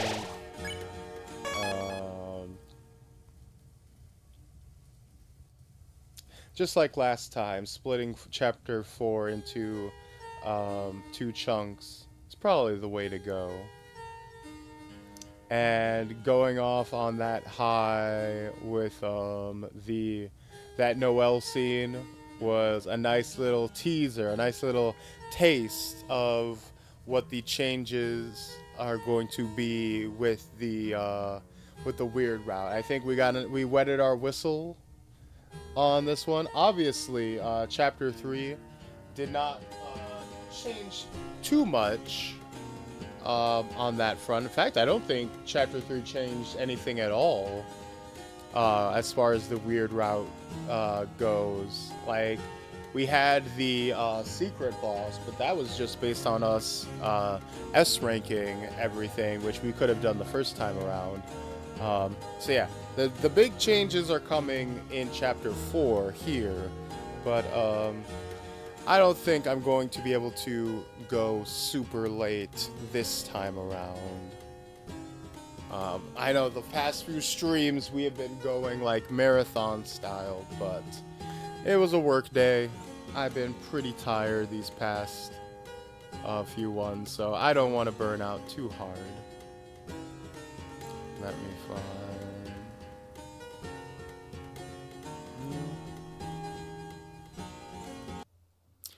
close you out. Boop. Ooh. But yeah, that was very, very fun. I was blown away just by the one new scene we got. Was already like chilling. I am even more chomping at the bit to find out more about Chris, the soul, us, who we are, Noel. I am more convinced, moment by moment, that Des and Noel are connected to the night. Obviously, still nothing concrete. I still think it's probably a crack theory, but I don't know. I'm becoming more and more convinced by my theory as we go through.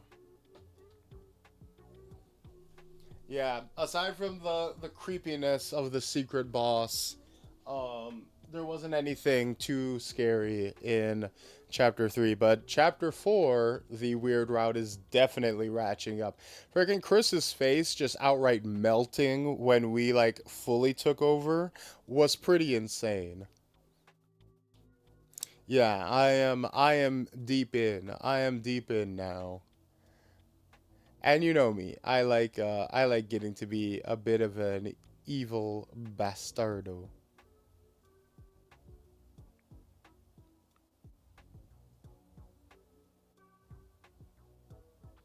After all, you need to kill a room full of monsters hiding from you to move forward. I know, right? Ugh.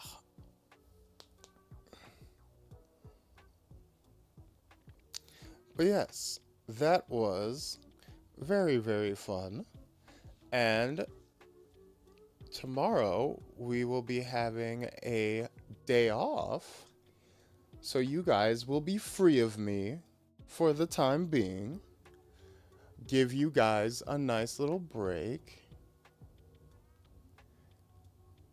Yeah, chapter 4 has been scary so far with that scene. It was a rather dramatic switch up, and I mean chapter 2 had the same same tone shift, so we're carrying that energy. Aw, sad. I don't be sad. Absence, as they say, makes the heart grow fonder, right? And since we were so generously rated, it only makes sense that we must raid someone in return.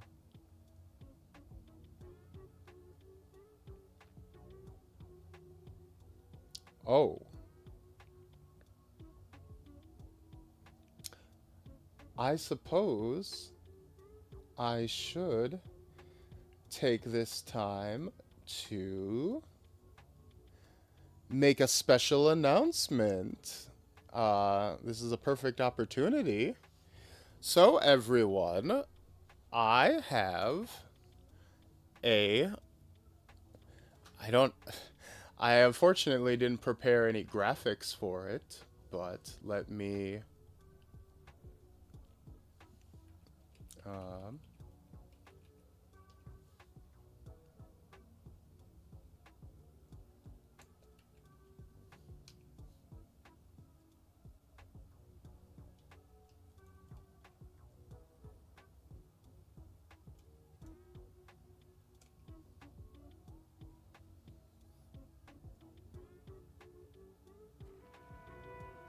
1 second, let me find it. It's the dead of night. As you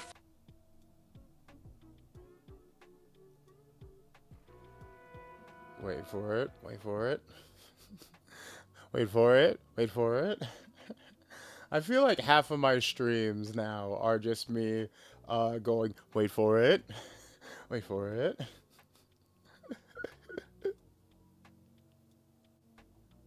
But you know, that's kind of where we are now, right?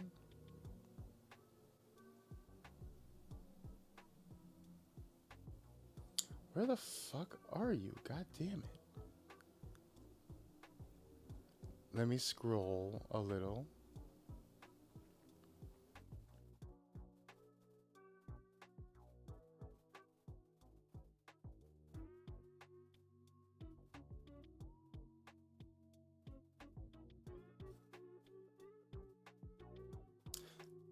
Yes, here we go.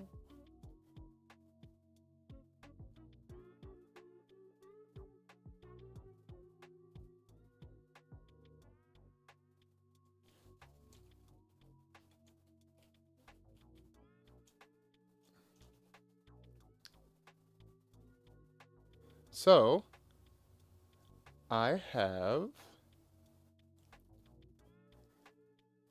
a special stream. I showed you guys the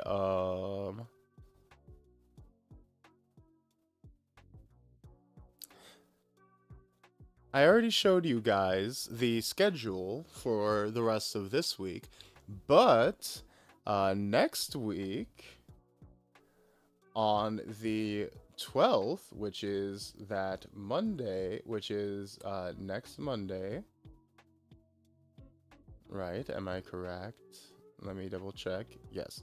Monday, January 12th, I have my second collab stream. My next VTuber collab coming up with another new VTuber by the name of Vice Artoria, not Artoria, Artoria.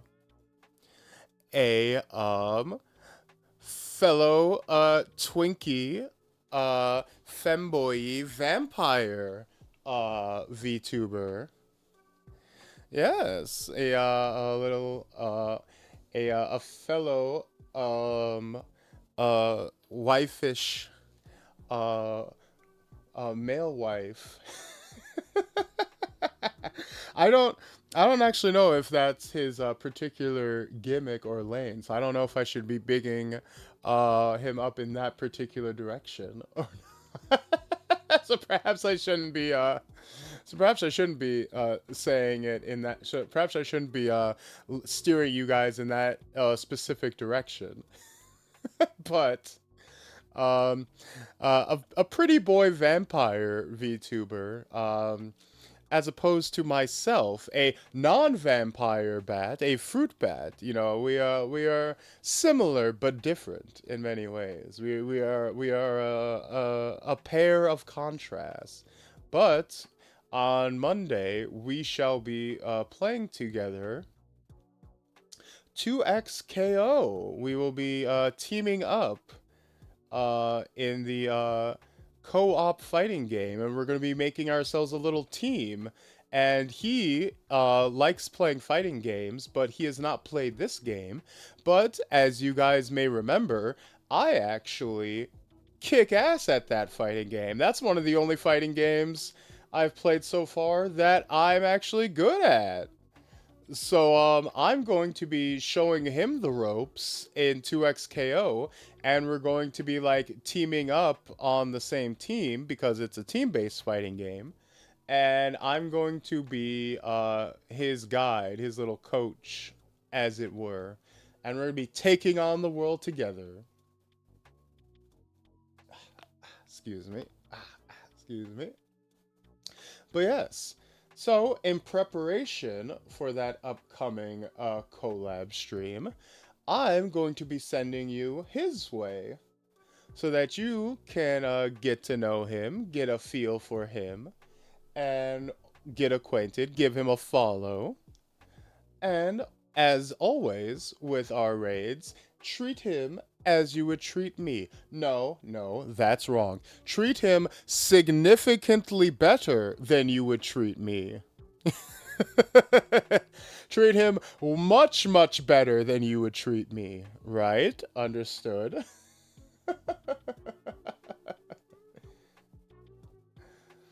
But yes. So, On next Monday, we'll be having a stream together. My second ever collab. I'm looking forward to it, and hopefully you guys are looking forward to it. It's going to be 2 hours later than my usual start time. It's going to be at 8 Central rather than 6 Central. But I will be starting my stream at the normal time. We'll probably be killing 2 hours some other way because he usually starts his streams later than mine.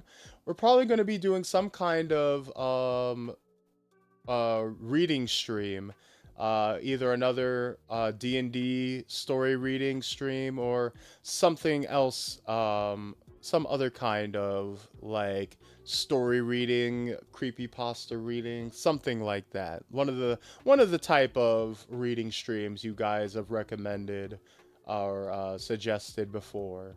So we're going to be doing some kind of hangout and chat stream leading up into our fighting game collab. So yeah, that next Monday should be very fun for a multitude of reasons. But yes, so that's that. And until next we meet, my fruits and nigglets, peace, love, we out ya.